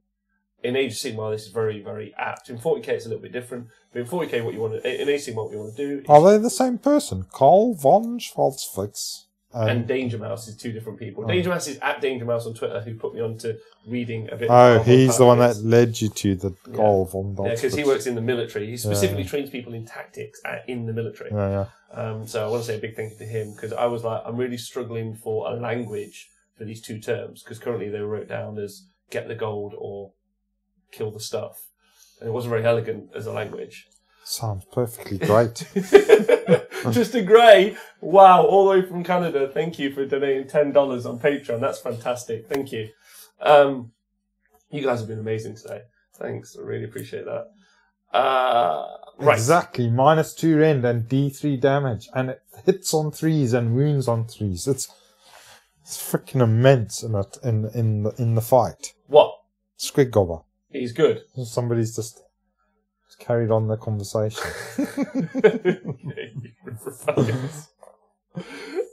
Thanks, Tristan. I really appreciate that. Total War, baby, says Lofthammer. Lofthammer. I'm a Total War. Yeah, so basically, Total War, kill all the stuff. Limited War, get the gold. So win the objectives. And now, obviously, you can do both. You can wipe out your opponent, sit on all the objectives, and win the game. Yeah. No drama. Normally, you can do Total War and Limited War, but usually you can't do Limited War and Total War, if that makes sense. Yeah, I mean, most people will go for 50% of one, or like, maybe 70% of one and 30% of the other, sort of thing. Yeah. Yeah. There'll be not a total extreme one way or the other. There'll be or sometimes gradation towards one side or the other, but not quite extreme. Yes, like if we take the GT finals as an example, what I would do with my Mammoth and my Kadai is I would run them up the board to go and contest objectives, and to die and generally hold people back, whereas my Dwarves would sit on the objectives. So the Dwarves were really playing like sit on the objectives game, and then the Kadai would, but that wouldn't always be true, because depending on what army I was facing, and this is what I go on to say later on, sometimes when you get to the tabletop, you can plan to, I'm always going to wipe out my opponent. And then someone goes, I have 400 gross. And you go, I can't kill them. Like, 400 grops and -3 to hit. Yeah. So now, surprise. So you plan to go and always do Total War, but sometimes you can't, or like because of like, or like you're like, take my Kadai for instance, like absolutely they go through hordes like butter, my Kadai Fireboard. But if there's just 2 up rerolling saves or 3 up rerolling saves armor wise, my army can't punch through that. So, because I don't really have, that part of the army can't punch through that. So, really, I probably should have a more balanced list that can deal with all the different threats, but sometimes you can't. So that's your play style, right? Yeah. Makes sense? You seen some funny stuff in the chat? Squid Gobbler killed 3 revenants once, lol. Hi, Chris! That was cheating. Pete, you ain't faced the new improved Squid Gobbler. Be afraid, my friend. Okay. But that was impressive when he killed 3 revenants. That was probably that was on the old rules. That was real some good. Impressive shooting. Yeah, well, his old rules. His new rules is good. Yeah, really good. So yeah, Total War and Limited War. So they're in there. And the question is, do you want to kill everything or score objectives or both? Can your list do that? Because that's the next question you need to ask. Can my list actually do the thing that I need to do? So the list that you've designed. And which lists can your list do that against and which can't it do it against? Yeah. So you might be able to kill 100 wounds worth of stuff in a Total War game, but really, if someone puts 300 wounds on the board, you're like, I don't know if I can get through that. So you've got to ask yourself those realistic questions before you get to the table, I think. Yeah. Especially because you already have established that you already know what's happening in the game, because you've already done that bit of the work. You're like, okay, I know that there's loads of Grimghast Reapers, so cool. I know I need to deal with that, or I need to deal with what, So you've asked yourself that. Which list can? Oh yeah. So then you've got matchups. You have to win every game. So to anticipate how you can build that plan in. If you have some very hard matchups, you got to plan ahead what you're going to do to try to beat them. Nath, have you got some hard matchups with the Moon Clan? All of them? No, none of them. None of them are hard. No. Probably fighting against death. Yeah? Yeah. Sometimes getting to those characters at the back. with the lists I play anyway. Although that's with the standard Moonclan list that I would play. Getting to the characters at the back. Maybe with the new magic list it would be a bit easier. But then I guess so with the magic Moonclan list, then it would be against again Nagash and people like that would close magic down. So yeah, there's always a few hard matchups here and there. Yeah, definitely. Exactly, and so you probably go into that thinking more about those matchups than you do against the easy matchups. Yeah.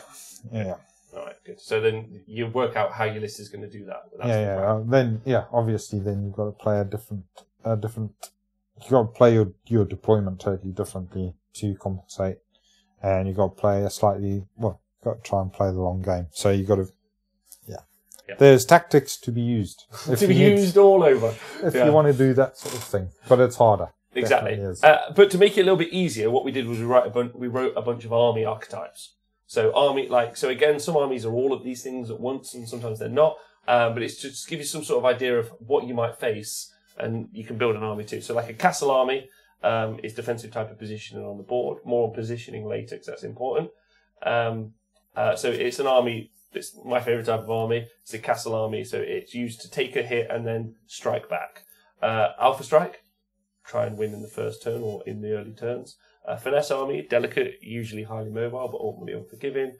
Hordes, elite, mobile, static, mechanized, or monster mash. Attrition, combined arms, polarized, and non-all-rounder. So combined arms and polarized lists are at different ends of the spectrum. You got a combined arm list that can do all sorts of jobs. Which is what I really like about my current list of Chaos Dwarves. It can deal with mortal wounds and hordes, and it can deal with most things apart from ranged shooting, which I haven't had to face yet, which is quite nice. Whereas polarized lists do just a single job really, really well. Yeah. Then you've got Beta Strike, Counter Punch lists, so kind of the direct kind of rock, paper, scissors versus Alpha Strike lists, denial and tank lists, specific sort of lists, which I just thought an army designed to do a specific job, like when I tried to make everyone be bravery 1 as an army list. And then that's the end of the list writing section. Cool. Yeah, and you just keep working through that. Yeah. So now, so what do you think of that so far? Is that helpful, not helpful? You okay with it? Yeah, well, sounds great. Sounds good. Yeah. You've written a good Moonclan list now? That's what you've done as we've gone through this? Yeah, always write good Moonclan lists. Exactly. Never written a bad one. Finesse, castle, or finesse. So yeah, and there probably are more archetypes to work through and probably ways we can describe them better in the future. So that's what we're going to do. Definitely. So we will do that when we get to it. So next up is easily get ready and make yourself a cup of tea, coffee, maybe pause because we're about to get to the boring as fuck part of the workbook. Okay. The bit I hated the most. Because it's the bit I do the least. And Nath, you're going to admit that. And so is Bruce Hammer has just done the perfect thing in the chat here. He's just said, I never give my list this much thought. I just let Rick shout at me and play those. Now, that's great. We all need Rick. We do all need Rick for a start. But following that up, Chris always does really well at tournaments. This is Chris Meyer. Yeah, Chris does really well. And Rick does really well. They both do really well. All the Bruces do really well at Wargaming. Do they win every event? No. Yeah? And Chris, I love you to pieces, but you could win every event. You could try harder. Like, that's that thing. I don't want to be this guy. I watched Coach Carter the other day, which I watched a long time ago, and sometimes, just like this, I was nervous about making this book because I probably don't think I'm very good at it. I don't have a lot of self-confidence about it. I've never done anything like it before. And it's worrying for me, and it's a bit scary, and I'm not very confident about it. But hopefully, like, I know that it's something I'm going to work on to make it as good as I can in the future. Cool. But same way when you go to a tournament, you can intentionally underprepare to protect your ego. Like, you can. Like, that's fine. And I've done that before. Nath, like, I don't know. That's the way I always operate. Underprepared to protect your ego. Well, yeah, I don't know about protecting the ego. I just underprepare because lazy sod most of the time. Well, there's that as well. Yeah. But so like you can either be lazy or you can underprepare because like you because you don't want to try hard. For whatever reason. And the thing about that is we can be better wargamers is if we try harder, if we do prepare. The homework's boring, like guaranteed, but we can be better. Like if you're out there listening, you think, oh, like I've never done that well at games. Go through this process and prepare and practice, and guaranteed you'll be doing more than most of the competitive gamers out there do. They don't work, really. Most of them are just very naturally skilled gamers. Most of them. Or they've been in it a long time. Yeah. That's my experience. And that's not fair to some, because I was speaking again, I was on Warhammer Weekly, I was speaking to Tom Lyons, and we were talking about prep work. And he's like, I do prep every tournament. Lists and lists and lists of prep. And I was like, I do no prep. I just turn up with my plan, and I fire the plan off like 2 laser beams, and I react by the seat of my pants, which is basically how I live my life.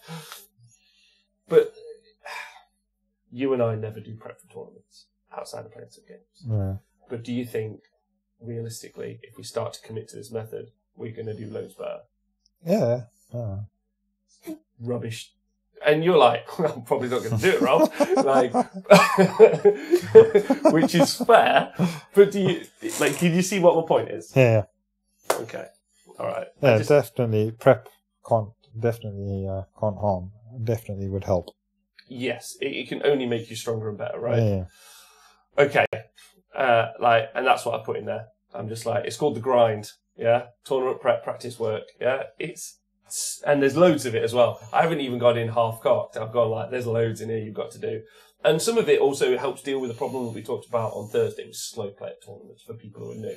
If you're out there and you're like, I'm new, go through this workbook. Yeah. I would say that some of this is the minimum prep work you have to do before you go to a tournament. Yeah, that's true. I mean, for instance, if I was going to take this Magic Moon Clan list to a tournament, I'd definitely have to get a few more games in because I'm just too slow with it at the moment. It's just too mental. It's like a proper brain fuck. It's more of a finesse army, right? It's complicated. Yeah. So, there's just too much stuff. It would take too long to play at a tournament without prepping, i.e. practicing with it a lot more.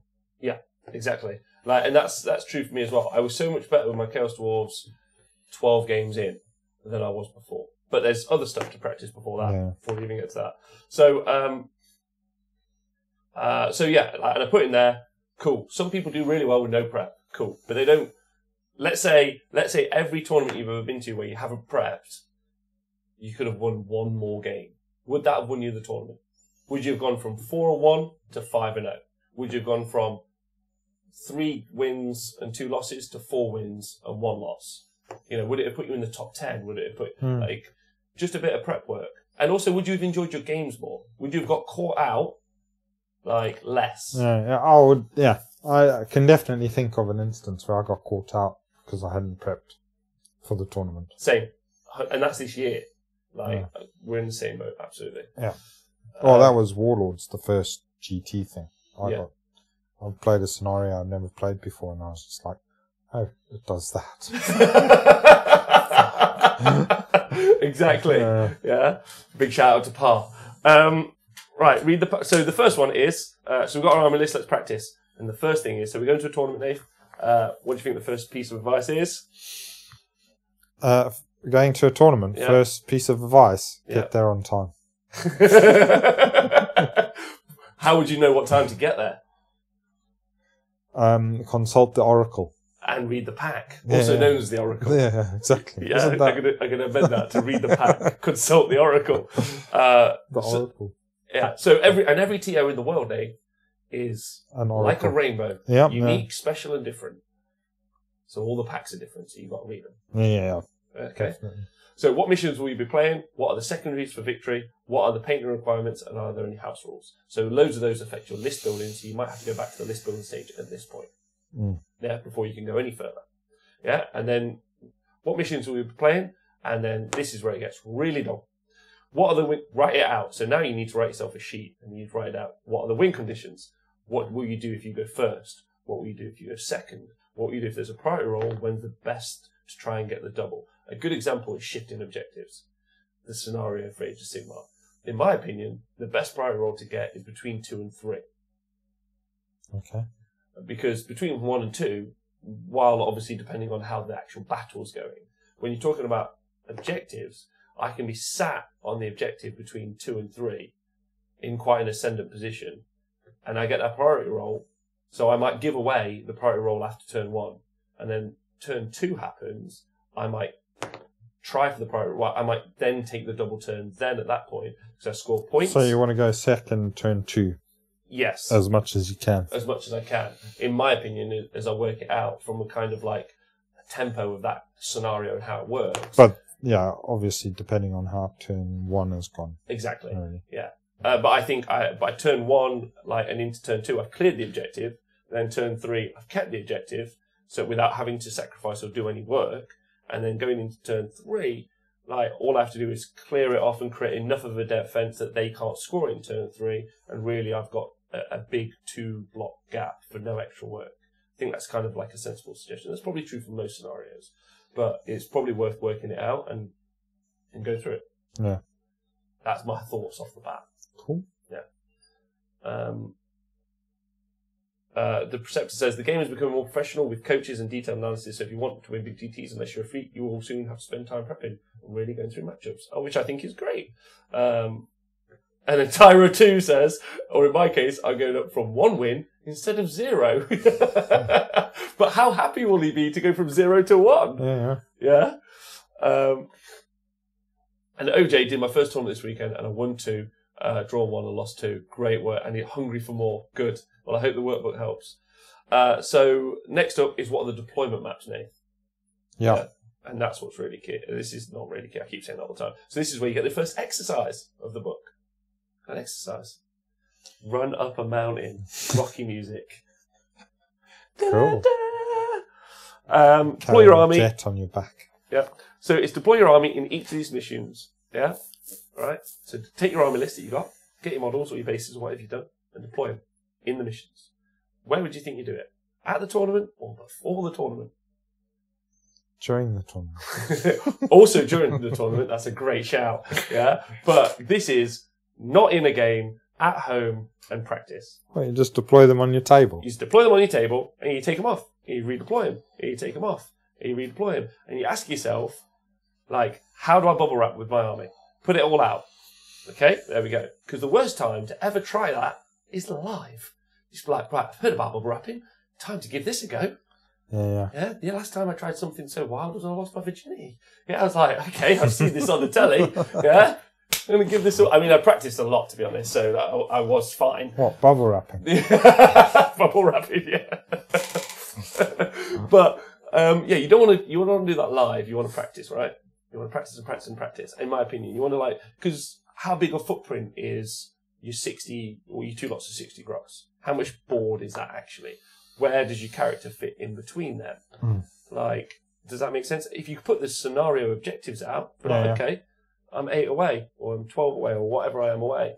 Like, can you create zonal control and board control? Can you stop deep striking? Like, how much board presence can you have? Yeah.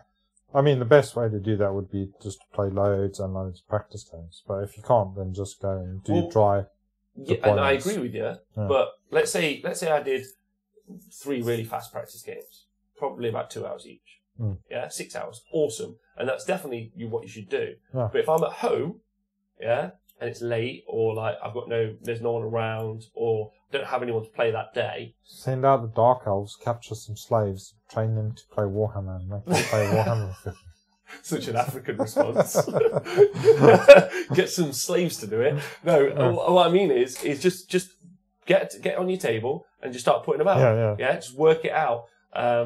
I think working it out and practicing it is really key. I really do. I think. Cool. And because you need to go through this methodology, which units do you deploy first and why? So like big tactic, right? Like you must have played against Daughters of Cain where they go 5 heart renders in the sky. Next unit, 5 heart renders in the sky. You're like, cool. So you have to put 2 units down already. Like are you going to play like a really aggro army where everything deploys on the line? Well, do you know that actually a couple of units are going to be held back, so you can put some units back so it looks like you're deploying defensively? So then when they do their next deployment on the board, they deploy a little bit more aggressive because they overcommit, and you're like, oh, good, that's what I wanted. Like, can you be really clever with your deployment? Do you know your deployment order? Yeah. Where's your wizard going? Why is it going there? Yeah, normally after you've played your army quite a few times, you'll know, well, first of all, I'm going to put down my gyro bombs. And that's going to use up 3 drops, because I've got 3 helicopters. And then... Good. And then they'll have put down some stuff, and then you've got a bit more of an idea of what they're going to do. So, but yeah, definitely, that's something, as you play the same list now and again, you'll definitely get an idea of how you, especially if you know also who's deciding the turn, who's deciding who goes first. So yes, that's an important part of how you do your deployment. So which is what we've done previously. Yeah. It's like, what happens if you go first? What happens if you go second? Your deployment may be different both ways. Yeah, right? exactly. If you know you're going to take, if you know you can take first turn, and you decide that you will be taking the first turn because you want such and such to happen, then you deploy accordingly to make that thing happen. Nailed it. Exactly. I couldn't agree with you more. Can you do dead drops or fake drops? That's a term where, like I said, you deploy units in the realm routes or the sky or wherever it might be. Are your characters in range for buffs? Can you get to objectives in turn 1? Can you screen against being alpha strike? Can you mitigate against AoE damage into your army? Thinking about the Comet from Stormcast. Do you need to get across the board? Like, do you have to deploy on the line because you've just got quite slow fellas? And obviously, this has got nothing to do with deploying against an army first. Because really, you want to know how your army works. And then when you want to change how your army works is when you play against people. So practice games are the best way to do that. Yeah. But whenever you only play practice games, all you're practicing is reacting to your opponent. Whereas I think a really solid grounding is knowing how your army works first, and then how you can change your plan to react, as opposed to only ever being a reactive force. So, does that make sense? Yeah.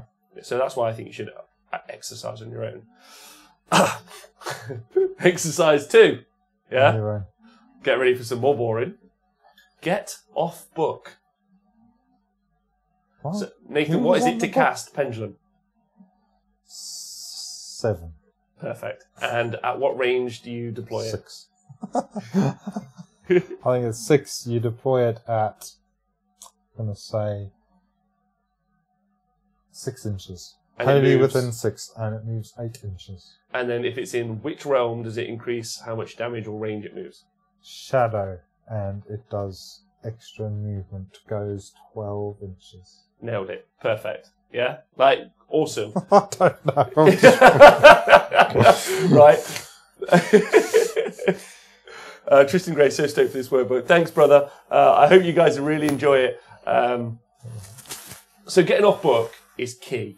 Because now, in a bit, we're going to talk about making yourself a cheat sheet. And that's obviously vital. Yeah, because you need a quick reference. And I don't think what you want to do is, you guys can't see me on the podcast, but I'm pretending to flick through an iPad or open a book.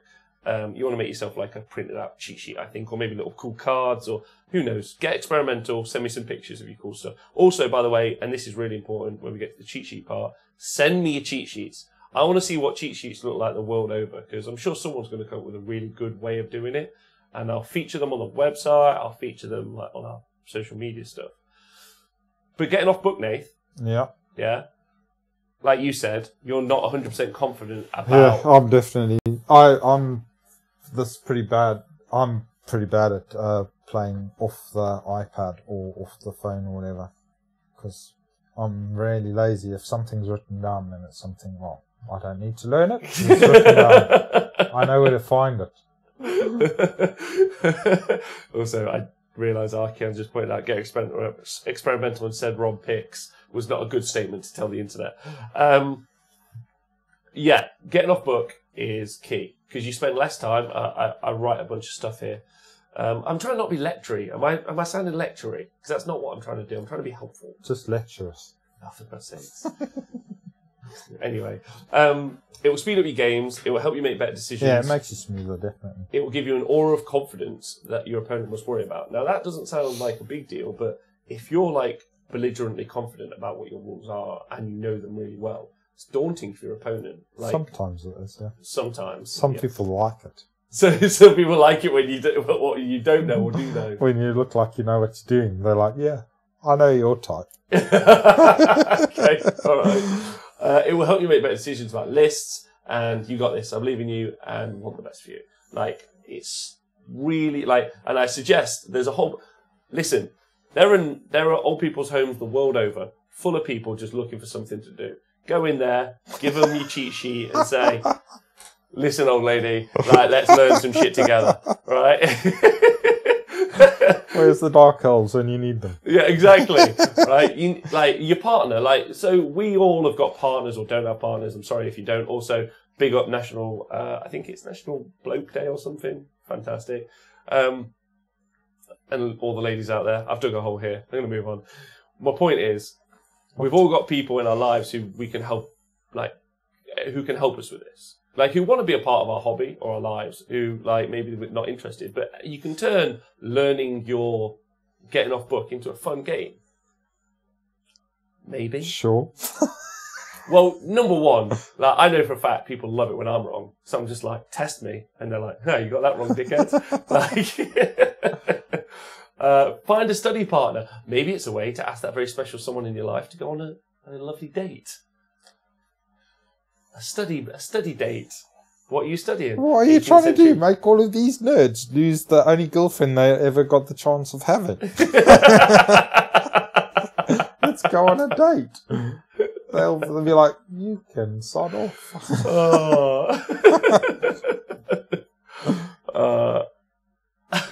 My wife hates this shit, so it's just great. Yeah. Nathan, will you be my study partner? Frog Knight. What's the range of Blood Reaver's totem buff from? Blood Reaver's totem, you have to be within 18 inches. So the Blood Reaver special ability, where you get plus. What's a Blood Reaver? Blood Reaver is a corn bloodbound unit from the little fellas. Yeah. They get +1 attack if they're near a totem. I think within 18 inches, they get +1 attack. And obviously the totem, the Blood Secretor banner, which is a totem, also gives +1 attack. So if you have a banner near a Blood Reaver unit, it specifically gives them +2 attack because they have an ability and the banner has an ability. Okay, yeah, gotcha. I think. Yeah, that's right. So they've got an ability on their war scroll that they get buffed by totems. Yes. Nice. Yeah. They're cool. Why aren't they winning everything? People can't be able to paint them, I think. Concept army. My wife tried to play Blood Bowl once. She saw an 8-sided dice and told me to get to fuck. She's a clever lady. She is. So yeah, get off book. Get off book. Like, just walk into that game, walk into that tournament and just being like, I know what my rules are. Because that's not what you want to do. You don't want to like be looking at your opponent's army and being like, I wonder what my army does. You only want to be asking, what does their army do? Because you want to know what all your army does. Because you want to know what tools you've got to win games. Yeah. So you need to get off book. Oh. Nathan? I mean, there's... fuck you, I'm not going to, but still. Welcome to the Honest Wargamer and the Belligerent Wargamer. Get smoother off your book. Yeah, but I don't think you can ever get off the book totally. Like, not with these... off the whole book? Oh, them stupid monster things where they change their mind halfway through just because they got a sore foot. Sod them, I'm not learning what they do when they get sore feet. Now that's true. Like, those charts, I would say a quick reference sheet all day. But the abilities that they have, like halving damage on a stone horn. Oh my god, have I lost games because I forgot to halve the damage on a stone horn. Do you know what I mean? Because you just forget. Or the rock monster, as it was. The rogue idol. Yeah? You definitely got to remember the abilities, because that's otherwise. I mean, every time you play with the model, you're not going to look at the war scroll, so it's going to cost you games because you're going to forget abilities. Yeah, but yeah, it's going to cost you games. Yeah, so you've but like with the nitty gritty bits of it, if you're not going to be a savant and remember all of the stuff Rain Man style, Yeah. then make sure you've got a strategy whereby you can access it quickly and smoothly and Thank you very much. efficiently. Exercise 3. Oh, fuck, there's another one. Make a cheat sheet. That's what you just said. Yeah. You just said that. So I said get off book, make a cheat sheet. It is, yeah. So analyze your units and give them a roll. Yeah, so there's a bunch of other stuff said that. Yeah. Which units punch through good armor saves? Some role play. This Yeah. is good. Yeah, perfect. Which units are fast and get objectives? Which units clear through hordes? And then you want to write that down. Yeah, because when it comes to deploying, when we get to deploying in a minute, you're going to want to play a kind of like you go, I go trickery like game where you really, the key for deployment is getting your units that deal with the units that they want to deal with near the units your opponent doesn't want them near. Yeah. That's the deployment game. That's, yeah. Yeah? Yeah. Sure? Do you want to rephrase that for me, or have I nailed it? No, yeah, you want to deploy opposite what you want to fight at the end of the day. And away from the stuff that you don't want to come near you. So some armies you're like, I don't really want to be here. Is there any chance you can do your version of this workbook? Because I would read the fuck out of that. Yeah, if anything, that's way better. Yeah, loads of pictures. Yeah. We like a good picture, we do. Don't read nothing. There's got to be pictures and also words. Loads of words. So who's this? I read on Twitter that Hadriel Kane was playing his Draconis as reroll ones only when it's reroll all misses. So he might have gone 5-0 at Bobo instead of that. And I think that's pretty important. I once asked that special one at an intro game, and she doesn't live in this country anymore. Wow. Immigrated. Cool. So make a cheat sheet. Yeah. Which of your units are bait, which units need protecting. Now, some of this is contextual, obviously, because versus different matchups. Some of the units aren't useful. Some of the units turn into chaff. So, and the term chaff does not mean cheap. It just means expendable. It all depends on who you play and what the mission is. And next this is still talking about the cheat sheet, analyze the missions, realm, pack, etc., and talk about read matchups, a bunch of different stuff. So the final thing, this is for your cheat sheet. The final thing in your exercises is get movement trays. Okay. Because you want to spend as minimum amount of time moving. Let's say I can have 8 minutes to and I can spend that time deciding to move or move. Realistically, I want to spend almost all of that time dedicated to deciding where I'm going to move, and almost zero of that time mechanically moving the units. Because mechanically moving the units, it requires no thought. So I want that process to be as quick as possible. I can win or lose games based on the decisions, but really moving the models isn't that important. Moving them to the right places, which I want to spend time on, is right. So getting movement trays, speed up your game. Speed up your game, and anything you can do that speeds up your game, realistically, means you spend more time making decisions. And that's pretty grand, in my opinion. Yeah, I guess you want to be smoother, definitely. You want to, Yeah? Yeah. Would you agree with that, or would you like to fight that one? Yeah. No, I agree. Movement trays are useful with most armies that have blocks of 10 or more models, definitely. Even if you just use it for deployment, it's a lot quicker for if you're just deploying. It makes your deployment part of the game a lot quicker. Much quicker.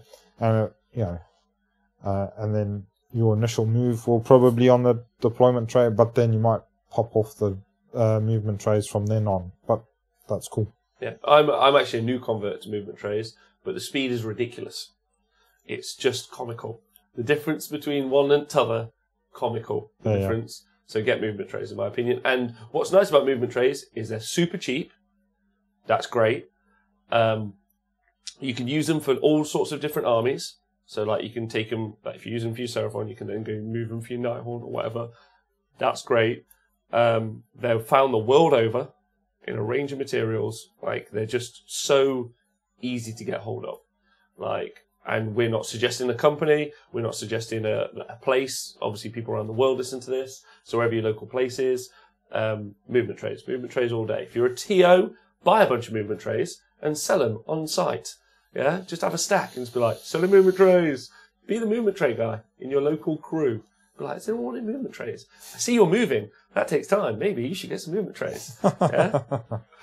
Hi JPick. I hope you're doing well. And that's a good point. Normally, after a couple of turns, you end up moving the models off the movement trays. Yeah. And that's fine, but it's quicker for the turns when they're on them. Yeah, definitely. And like I said, it just makes a deployment so much better as well. Yeah. Faster. And we're not making any. Yeah, which is can sometimes take as long as a turn, just doing the deployment. Sometimes even longer than a turn. Yeah. Deploying. So yeah. Which is why so you want to speed it up. Which is again why I went back to practice deploying, Nate. Because I really do think you make so many decisions about deploying that you don't really take it. And a lot of that's to do with matching up against your opponent's army. But practicing deploying, practicing and put them down. And just making yourself, maybe it's even in your cheat sheet that roughly this is what you do. Maybe you'd be real serious, like, right, I'm playing Winterleaf Wargrove. Yeah? These are the 4 units I'm going to deploy first, no matter what. Yeah? Just because. Cool. Not a problem. That's just how you decide. And maybe you win 5 games at a tournament because you've got a process that you always use. Yeah. Chill. Yeah? But we don't know what's right yet because no one's worked this hard to make anything. Yeah. Bowmore says, I often use movement trays when I go grocery shopping. Gotta save that time.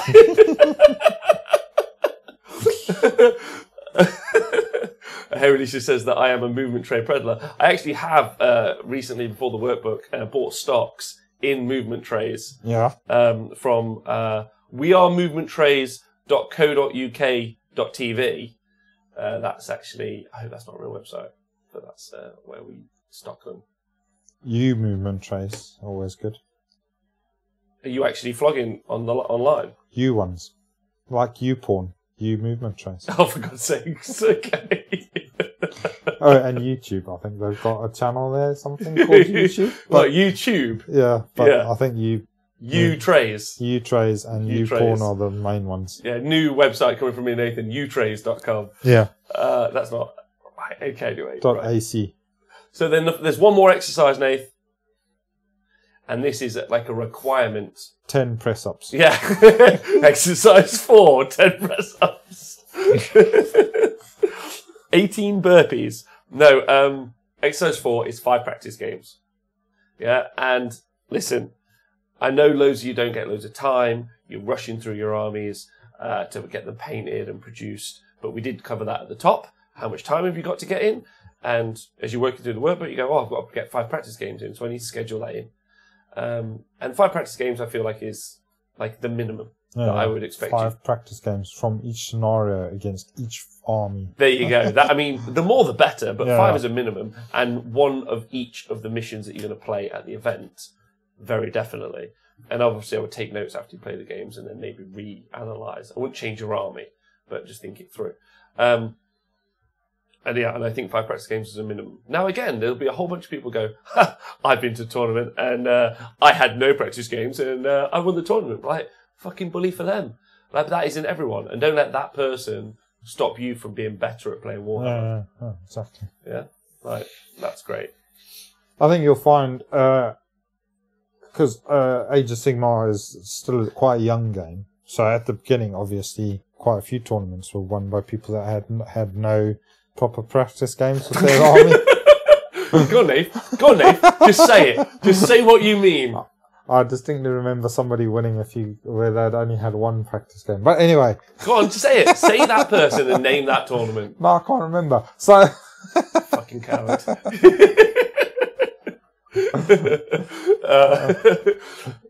Because they lost that practice game as well. They did lose that practice game, but they also practiced with blank bases. Do you remember? Exactly.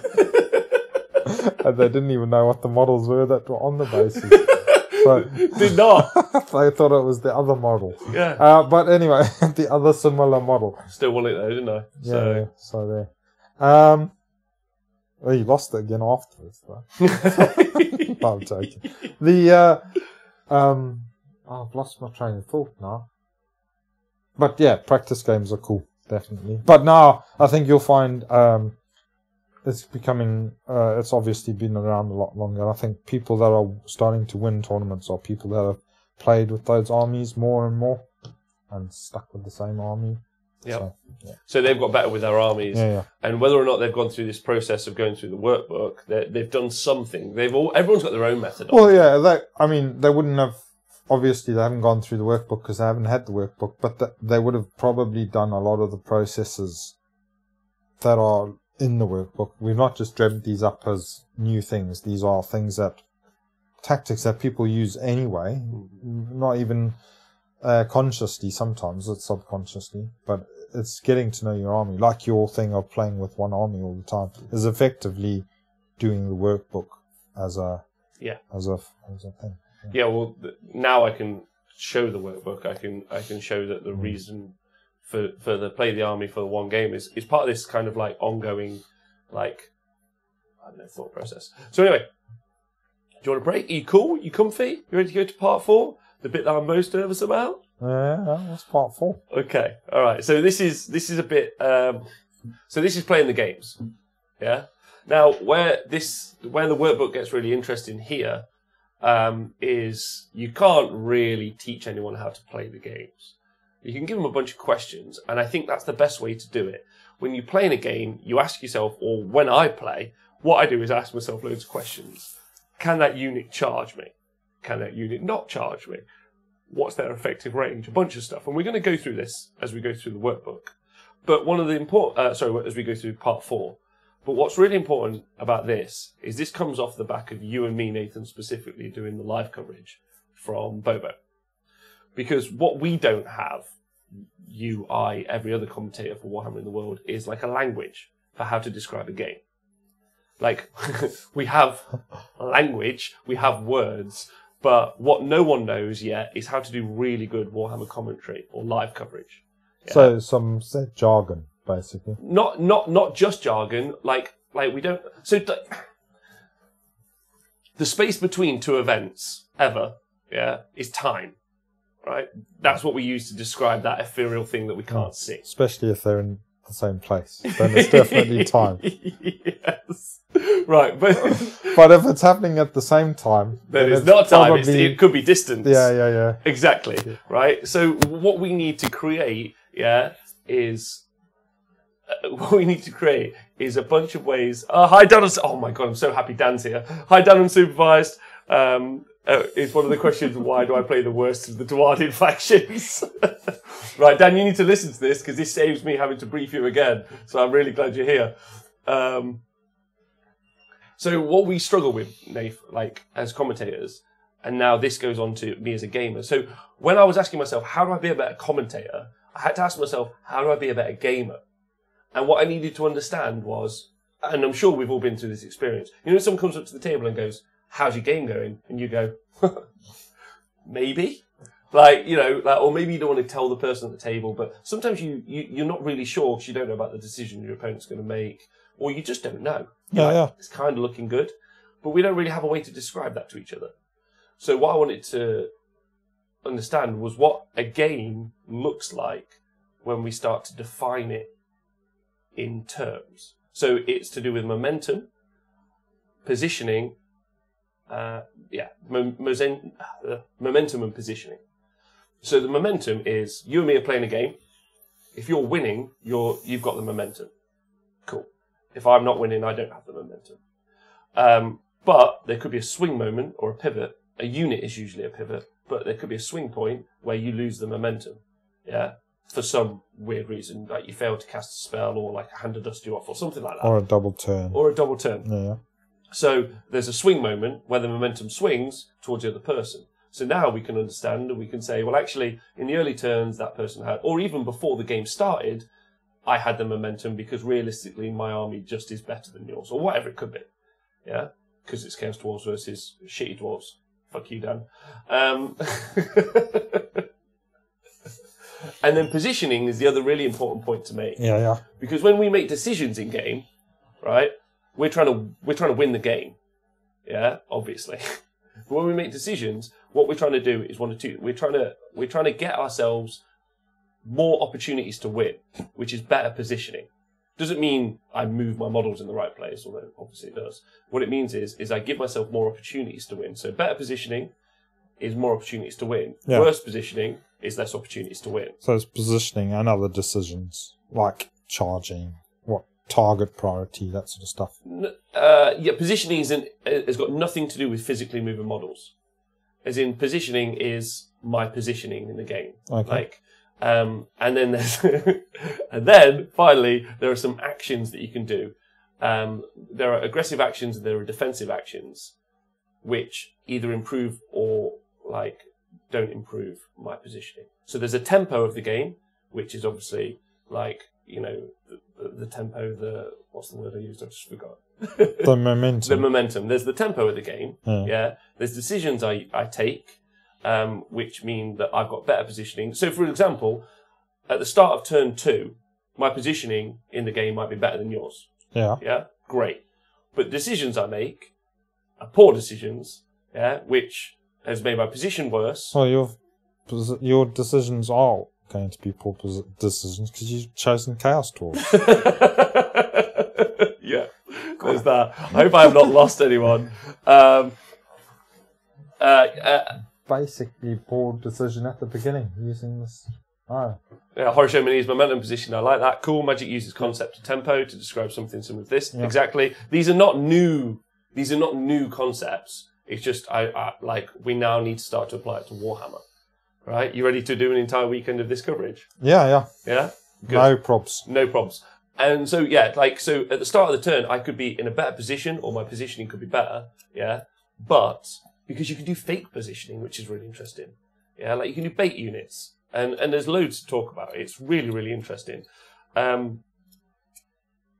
it gives us a better language for talking about tactics. But then we need to actually not invent the tactics, but we need to explain the tactics to everyone, so everyone go, oh, nice. Yeah. Instead of just I watched a game on the telly, and it's like, what was it like? It was like, yeah, one guy won. How? It just did, he did good stuff. Killed the other stuff. Nicked their goal. Nicked all their goal. Yeah, that's cool. Any questions? No, there's some people that fuck with that though, aren't there? In what way?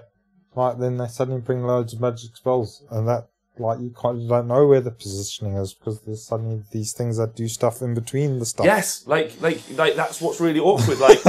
So the ability to obfuscate, how good a position someone's in is key, and that's why you need to get off book. That's why you need to practice, and that's why you need to prep, because you need to know. The best example is when I've got a worse army than you. So beating you, as an example, would be really, really hard.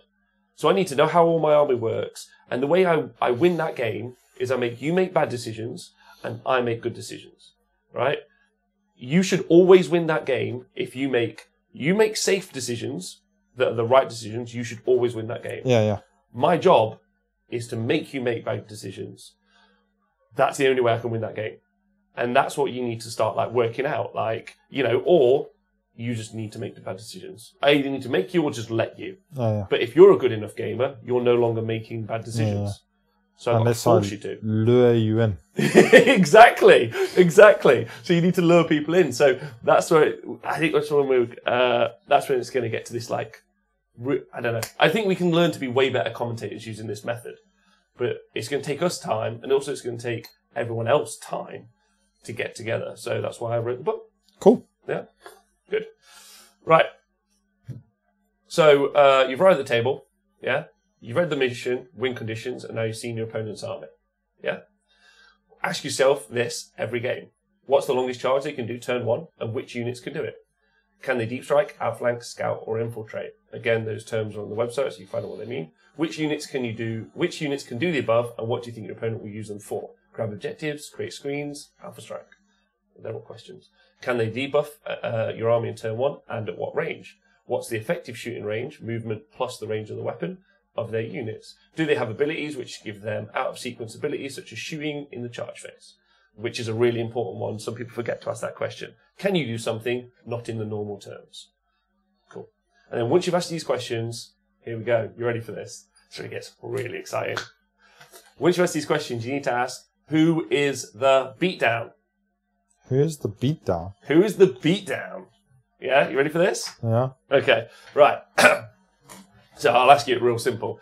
I've got my army, yeah? It's got really good arm saves, but it's an elite army. Yeah? And your army does loads of mortal wounds. Yeah? Yeah. Who do you think's the beatdown in that position? My army. Yes, exactly. So the beatdown is effectively you're in the stronger position straight off. Now it could be because of the scenario.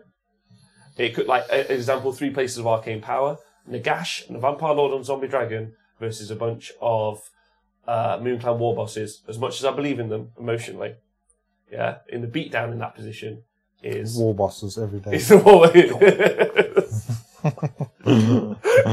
Yeah, the beatdown in that position is obviously Nagash and the Vampire Lord and Zombie Dragon. Yeah, they've got the advantage, so they've got the gaming advantage. So they effectively should win that game, right? So now when they get to the table, that guy knows I'm the beatdown. I've got the advantage. I'm like the momentum is in my favour. Now it's down to the Moon Clan guy to change that, right? And so what we go through here is a bunch of once you've got to the scenario and you've got your matchup and you understand, you've asked yourself all those questions. Before you start to deploy, you say, am I the beatdown or are you the beatdown?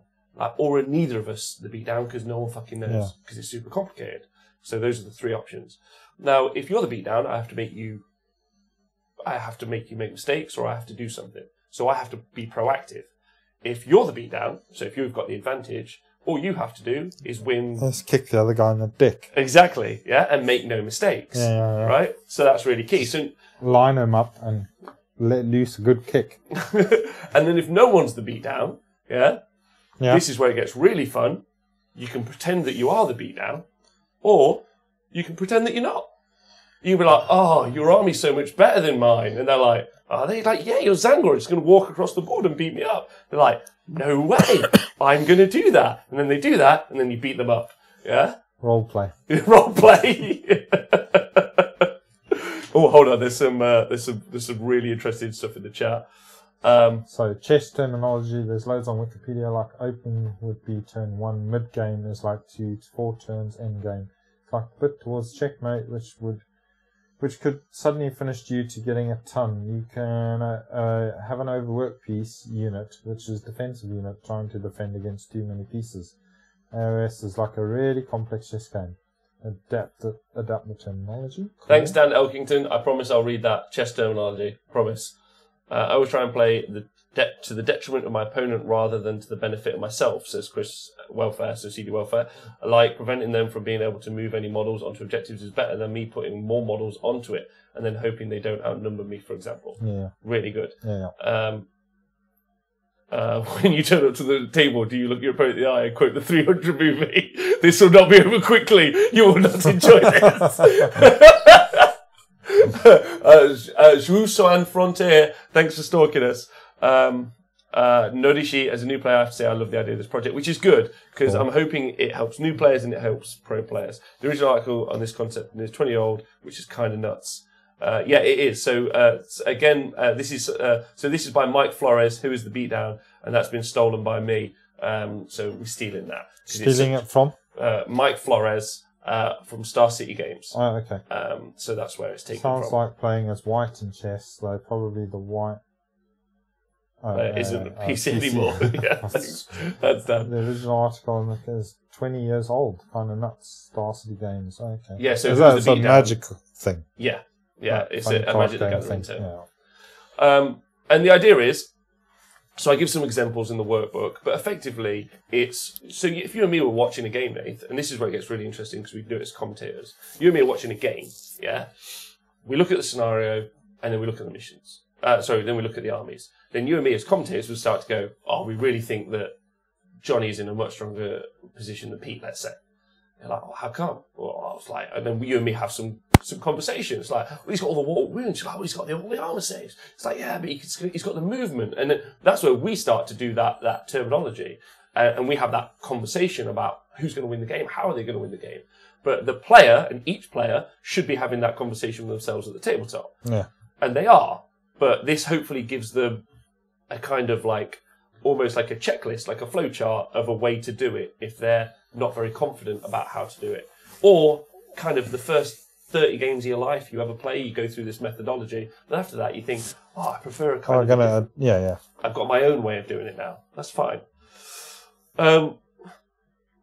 So then I go on to talk about, so you've got the beatdown, so who's in the stronger position, and then you've got positioning. So these are actions, so you create better positioning through actions. You've got you've got aggressive and defensive actions. Mm-hmm. So aggressive actions are bait, trap, alpha strike, pinstring, tagging, pinching, and gunline. Now they don't, like for instance, tagging is when you would charge a unit in with just a single model. So you charge the whole unit in, but you would make it so that only one model's within 3 inches. Again, like they're all described on the website, so you can understand what they mean. But what you would do with that is it locks that unit into combat, but they aren't able to attack with the full force of that unit. Yeah.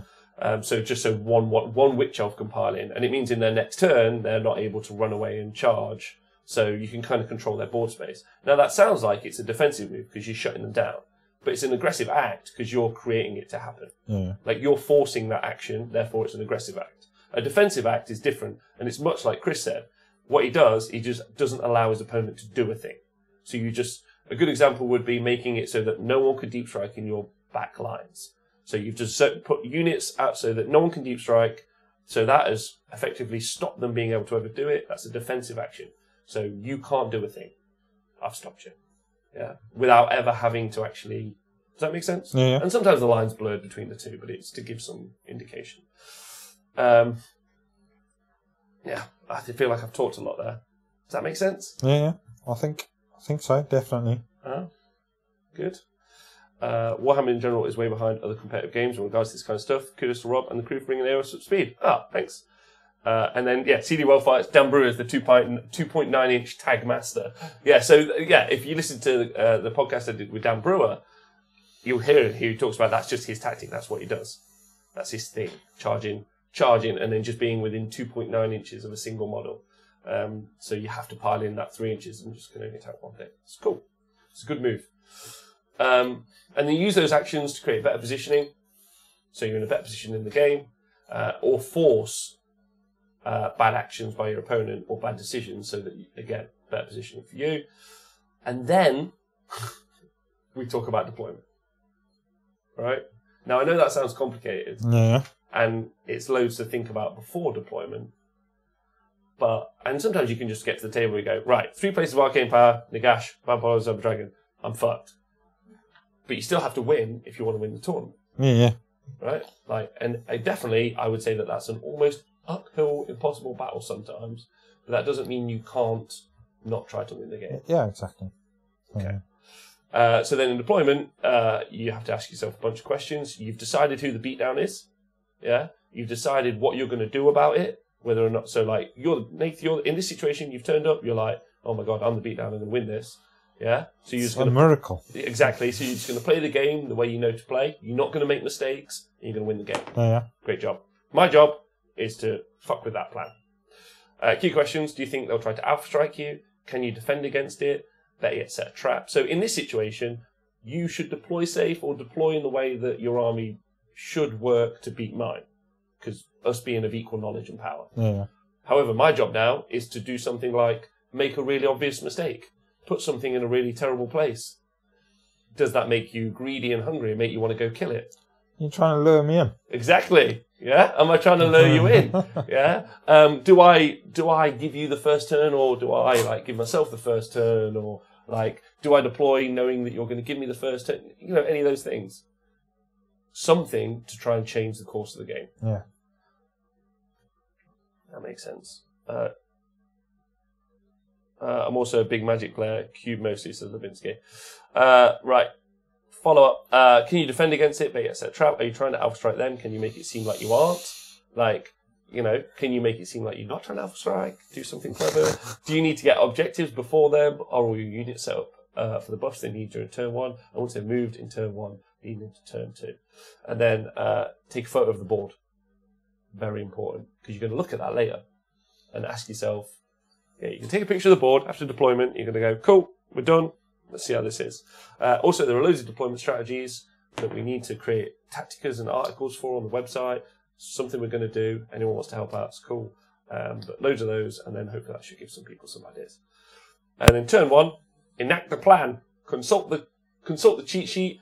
Ask yourself a bunch of questions, and then from this point on, my friends, just don't make bad decisions, and make good decisions.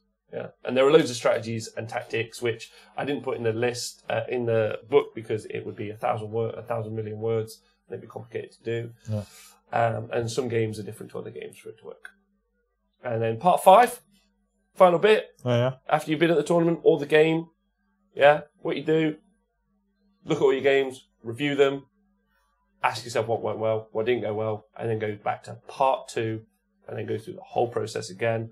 And then you can also, if you really enjoyed, if you thought you listed really well, go on Honest Wargamer, write a list rundown and explain it to people so you can share your experiences with everyone else, so everyone gets smart. That's cool. And again, big shout out to everyone on Patreon at the end. That's the entire thing, Nath. Sounds great. Well done, sir. Well, it's not just me. It's everyone. It's you. Like, everyone who I've been in touch with, like Tom, Nikos, John, other John, like Scrivens, Tom, who's done the website and helped with that. Like, just loads of people. Like, when we did the birthday week, loads of these things were something we would talk about on the birthday week all week. Like, loads of these guys helped me with, like, aggressive actions, defensive actions. So it's really been a community effort putting it together. So, and this is only the first version. Like, if there are more suggestions, like, or like, you know, you should do this, you should put that in, or like, and as long as it's show you working out, throw it at me. Like, if there are articles you think that need reading and adding to, like, to make it better, like, if you've used it several times and been to a tournament, or you've gone through it and then you played a few games and you think this is great, I'd love to hear that. Yeah. Don't mind hearing that you like what I've done. No problems there. No, well done, sir. I think you've done a great job bringing it together. It's going to be a good read. I've had a quick scan through it. I'm going to have an in-depth read now after those words. But it sounds like you've explained it all very well. Well, I've explained it all via this show. I hope the words, which is why I've done the show. So now, obviously, I can attach the show to the words. So yeah. So if anyone's like, I'm not really sure about the words, you can listen to this incredibly lengthy show. Or else get hold of us on the Twitters or the internet somehow, or grab us. So I'm going to put that the physical human person until the site is ready, because obviously the idea of creating something so complicated as like a cohesive website for all this knowledge is going to be super complicated. I'm sure it would take us months to produce and put together. It'd be quite complicated, I imagine. It will be hosted on there eventually, and then you'll be able to click into all the different like tacticas and other things eventually. It's all free. Cool. It's all free. Dan Unsupervised, it's the 10th book of Nagash. I wonder if what you guys think of it in the chat. That would be cool. And again, I just hope people find it useful. I also really hope it's not like. I hope I'm not like just being an arsehole. Like, you ever done a job, any job, someone walks up and goes, you're not really doing that very well, mate. Maybe you should do it this way. You're like, oh, fuck off. I don't need your help. Like, do you know what I mean? Like, I hope that's not how it's coming across. It's meant to be helpful. It's an aid. It's not, you're not telling people this is the Bible. And this is the way, the one true way. There's other ways, but this is a way if you need help with the way. Yeah. We're offering you a way. We are offering you a way. It's a bit like a divining rod, isn't it? You could go to the tap and get the water, or you could divine... No, it's nothing like that. No. That's a bad one.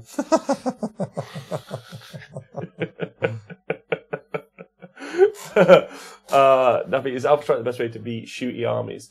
I'm going as Doors of Cain versus Kanskaya, KO, and some Stormcast this weekend. We're only doing 1,000 to 1,250 points, so can't bring as many different tools, but might go heavy Alpha Strike. Am I playing wrong versus shooting armies? It really depends on the armies that you play in, Nappy. But, like, Shooting doesn't usually like getting hit straight away. Yeah, they don't normally like fighting. So Alpha Strike is normally quite good. Mobility is always good against shooting. Shooting. Yeah, mobility is really helpful. If you can dodge them bullets. Yeah. And hopefully, like, people, like I've said in the book as well, like, if people want to rip bits of it out, like, and use it, and then, like, review it, rip it to shit, like, I want people to rip it to shit, and then show they're working, because I want them to go, this is the way in which it's better, because, man, I'm going to rip you off and stick it back in the book. Like, if someone's got a better version of it, damn right, because I want it to be like, I mean, I'll obviously cite you. I'll be like, this guy is much smarter than me. Congrats. Or lady. Yeah, or dog. Bruce Hammer, you can take a horse to water, but the horse to drink it type deal. Yeah, that's true. Because, Nathan, you ain't drinking this Kool-Aid, are you? Yeah. What? So I have to ride a horse. To get what I mean is the next time we go to tournament, I'm really excited about reading your finished cheat sheet and exercise book that you finished. I'm glad you're excited. Because what Bruce is saying there is he doesn't think you'll drink that water no matter how much I lead you to it. If I were to leave this out in book format, pen and paper at your desk and lock you in a room, I think what I would come back to is you would have taken that pen and done scribblings on a wall. Can I take? Yeah, but still. No, I reckon I will have definitely used some of the aspects. I don't know if I'll be riding the horse around. But... No, but... Like we say, it's not the one true way, but it is definitely a way. And I think it's a great way, yeah. Oh, thank you. Good. It's not meant to be a patting me on the back sesh. Although, obviously, all protestations on the internet of me being fantastic will be greatly received. Yeah. But what I really want to do is help everyone, because that's basically what we get paid for. The guys in the chat saying... No one else has done this, so you can't do wrong. I appreciate that. But then, no, terrible analogy. Don't do that. It appears to be the shit. That's good. Daniel Supervise, give a man a fish, he eats for a day. Looking forward to Tom Whitbrook, looking forward to an event and knowing my rules. Why that hasn't struck people to be something that they do beforehand already, that's new to me. Don't worry, every architect of greatness has nagging existential fears. Oh, okay. I already took the grind part and made a form fillable section for it, says Battle Brother Seraphin. Oh, nice, thanks. Can't wait to see the Model Flogger Blogger's review of the book. Rob, you can copyright this stuff. I don't want to. I want it to be out there. More people who are getting better are better. Copying it. Copy it, spread it, rip it off, put it on posts. Like, just share it everywhere. Like, that's the plan. Just get it so that, like, more people play well. That's the key. Yeah. And don't forget, obviously, will the website have articles by a bunch of regular authors? Lubinsky is going to have articles from authors all across the globe very regularly. So that should be fun. And videos. Videos? Serbator, thanks very much. That's a really solid point. Thanks, Chris. Hi, Rob, a long-time listener. I'm a 40k player. Can I use your book? You can. It works exactly the same for 40k. It's viable for both systems. Like, you just read through it, it's exactly the same. Probably eventually we'll do a more tailored version for 40k and Age of Sigmar. But a lot of that's to do with the section where it goes, like, how is the game currently? Like, the news source information. Yeah. Like, you need to go to that and you need to go, right, cool, I'm kind of up to date with what the general gist of the game is currently in the list building phase. So that's up there. So it's applicable. It should be applicable, I'm almost certain, for Lord of the Rings. It should be applicable for... Playing Snap? No. But it should be applicable to most tabletop games, I think. But I haven't tried any. Like, John's playing Malifaux at the minute, isn't he? Yeah. And I'd quite like to play that at, like, I don't know, sometimes toward Christmas. It's applicable to the Horus Heresy. I'd like to see if it's applicable across all systems for tabletop. I think it's most, but maybe there's some other terms that I don't know of yet, but we can improve it. Sure. And then maybe we can make some tailored versions. Tom Whitbrook, I play 30k Custodies. I know only 30% of the rules. I'm doing all right. Yeah, so great question, Chris. Thank you. Really appreciate that. Grubber, some say I won't be panic painting a new army until the night before the tournament and do prep someday.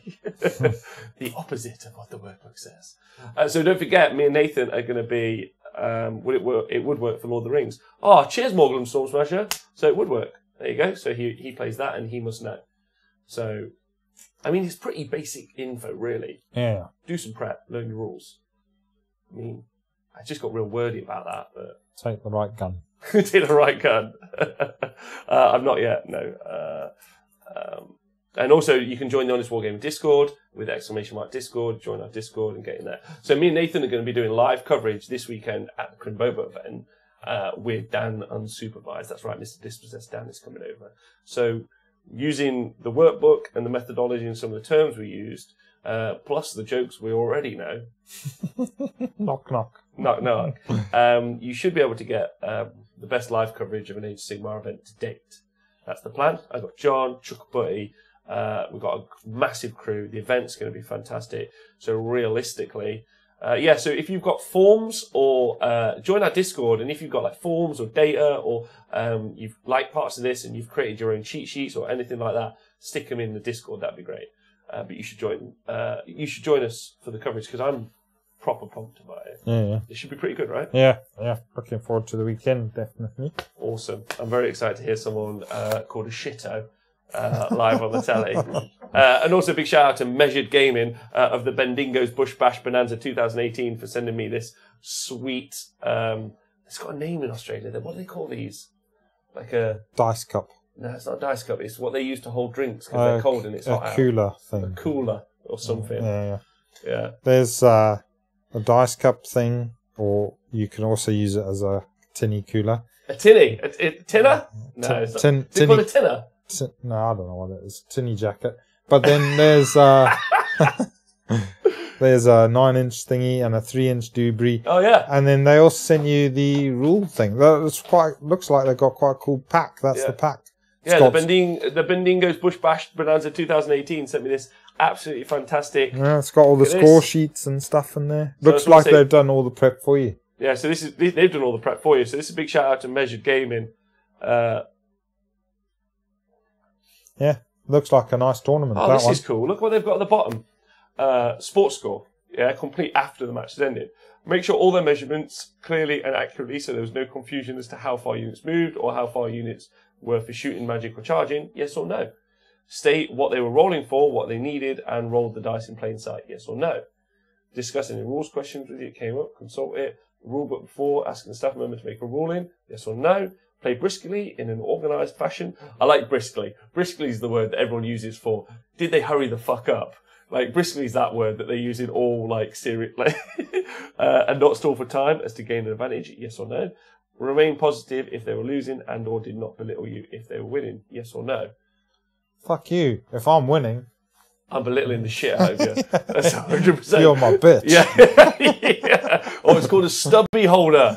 It's called a stubby holder. But that's awesome. So well done, Measured Gaming. Thanks for sending me this. I really appreciate it a lot. It's really cool of you. They also sent me 9. Anyway, we'll stop that. But you guys are awesome. Thank you. There'll be live stats, obviously. Most up-to-date stats in the world via the Honest Wargamer about Age of Sigmar. So if we happen to have one army play another army, we'll be able to tell you that that army has won 8% of its games or whatever. So look forward to the Crimbover coverage. Anything you want to add, Nate, before we go? No, I'm looking forward to it too. Yeah? Yeah. See you there, Lofthammer. Yes, we will see you there. And finally, cheers, Bruce. I just need to say thank you to everyone on Patreon. Loads of people became Patreons today, so that's obviously fantastic. Thank you to everyone on Patreon, and thank you to everyone on Twitch. It's really thanks to you that I've had the time, or been afforded the time, to create something like this. It's also thanks to you that we've been able to pay a very expensive web design guy to do something pretty clever. And he's a really great guy, also a hobbyist, but 40Ks. But we'll forgive him, that's fine. He's all right. Yeah. So thank you to you guys, because you guys have paid for this. So when you see the workbook posted out there, or you see the website and people talking about it, or you sign up for it, just remember that being a supporter of the show has helped create and pay for that. Yeah. So massive thank you to you guys, because you guys are making the hobby better. Yeah. Stevie 754. You could, if you really wanted to, argue that they do stack, but they don't. No, they don't. No, there you go. It's a bit of a long chalk to argue that they do so, and everybody plays that they don't stack. They don't stack. No, the -3 to get the -3, you'd have to use things like Geminids and the Troll Hag Curse and stuff like that to make extra minuses appear. Nice.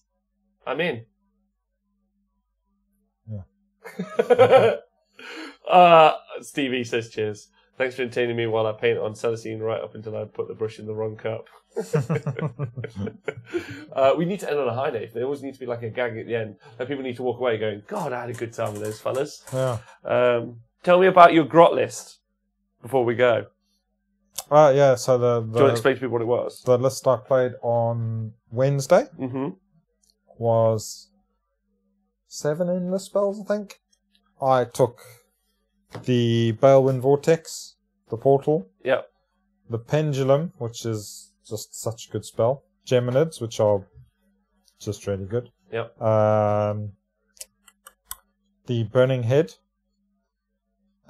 which reminds you of your girlfriend. Ravanax, Gnashing Jaws, which reminds me of That's not the gag. my girlfriend. Wow, okay. And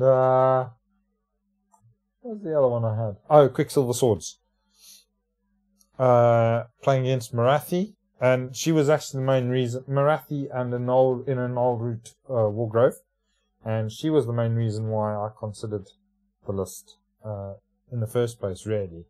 So that was the problematic list that you wanted to counter. Yeah, it was her basically. Right. So I've played her a couple of times. Nick had her, and I've played against Dan with her a couple of times. She's been a right pain in the backside. So, I think the endless spells are a great hard counter to her because she has to take all the damage that she gets given during the in-between turn phase. Yeah. It's not just restricted to the 3. So realistically, you can surround Marathi with 3 or 4 predatory endless spells. And she's going to take a hiding. Yeah, and she could potentially die in a single turn. Yeah. Which is just huge, right? So basically, the Pendulum is really good for that thing as well because you can just line it up right next to her. So it does damage to her because it affects everything within an inch. So you just park it right next to her. It does the damage there and then gives her the 3 damage or whatever. It would maximum of 3 damage. Or you could do some other damage to her. So she takes the 3 wounds. But then in the between phase turn, she's going to take that Pendulum no matter what. If your opponent activates it, if you activate it, it's going to happen. So it's great. And then as long as you roll good on the dice, then she takes a bit of a whack. And then, like you say, if you've got a few more spells around, just to make sure that she has taken a good hiding. And then, if needs be, you can finish her off with a couple of grots. Which is the best way to finish any queen that turns into a snake. Yeah. Which is what happened. So yeah, that was great. So 300 points of endless spells? 280, I think I ended up with. And do you think it's a viable thing? Do you think that could be a game-winning list? A tournament-winning list? I don't know if it could win a tournament, but I think it could win 4 games. Wow. I think it would struggle possibly against Death. Because they can unbind quite well. Well, yeah, but also because they... I think against Horde armies it would struggle. So Death tend to be like Horde armies, and they have a mortal wound save as well. And they have chances of regrowing. Although it does give you opportunities to have a go at their heroes. Yes. So yeah. But yeah, against the ones that do have the unbind buff, so against Nagash it would be a struggle. Awesome. But yeah, it's good. It's really good fun. But it's a bit of a mind bender as well. It sounds really fun. Like just having all those endless spells on the board, just going crazy. Plus, it must have looked amazing. Yeah, it was crazy. It was absolutely mental. I mean, I turned up and I had a Moon Clan on me. It was in a tiny little box. He's like, "That's not a Moon Clan on me," because it's just like a couple of little blobs of dudes. And then suddenly, magic! Which is really Moonclan. And it's pretty sweet, yeah. Yeah, it's been a long time since Moonclan have been able to do something like that. Like because of the other spells and stuff. Like, they've been able to cast like their own spells, but now, like, they're in that. Yeah, well, it's really good because you can combine it. Obviously, you've got the realm spells as well. So, I normally take at least one combat threat, so a colossal squig or a mangler squig. So you can buff that with like burning head and like a +1 to wound spell and stuff like that if you're an Ashkree. So yeah. Awesome. There's other spells, +1 damage, all of those sort of spells. So I think it's a great list. Like, really fun, like, and looks insane. If you guys haven't checked it out, there's actually a secret. Me and Nathan will be making a battle report at some point when we've done with the Crim Bobo, so you guys will be able to watch it. So we're going to make one of those because it's just going to be fun. It's going to be a late night, 7 beers deep. No one knows what's happening battle report, but I'm looking forward to it. If that's okay with you, Nate. Yeah. No, I definitely enjoy playing with it. It's so fun to play with. It's crazy. Well, I can't wait to play against it. That's my plan. All right, so thank you to everyone Twitch today. You guys have been wonderful. Nathan, thanks to you. Can I just say, I wouldn't be able to do the workbook had I not been able to have so many smart conversations with you about Warhammer, so thanks. Smart conversations, sure. And also non-smart conversations. Because sometimes that led to genius moments. Thank you. Yeah, so thank you to you. Thank you to everyone in the chat. We'll see you all soon. Get super hyped for Grimbobo, super hyped for our coverage. Don't forget, we'll also be covering the Sheffield Slaughter. We'll also be covering AOS Six Nations. We'll be covering Blood Tide. We'll also be covering the team event over in Ireland, Bastion Games. Yeah. Bastion War Games. That's right. The Northern Ireland team event. So there's loads of coverage coming from this War Game as well. So, but Grimbobo first. Cool. Yeah? Show us your workbooks. Get your workbooks out for the lads. And we'll see you all soon. Yeah.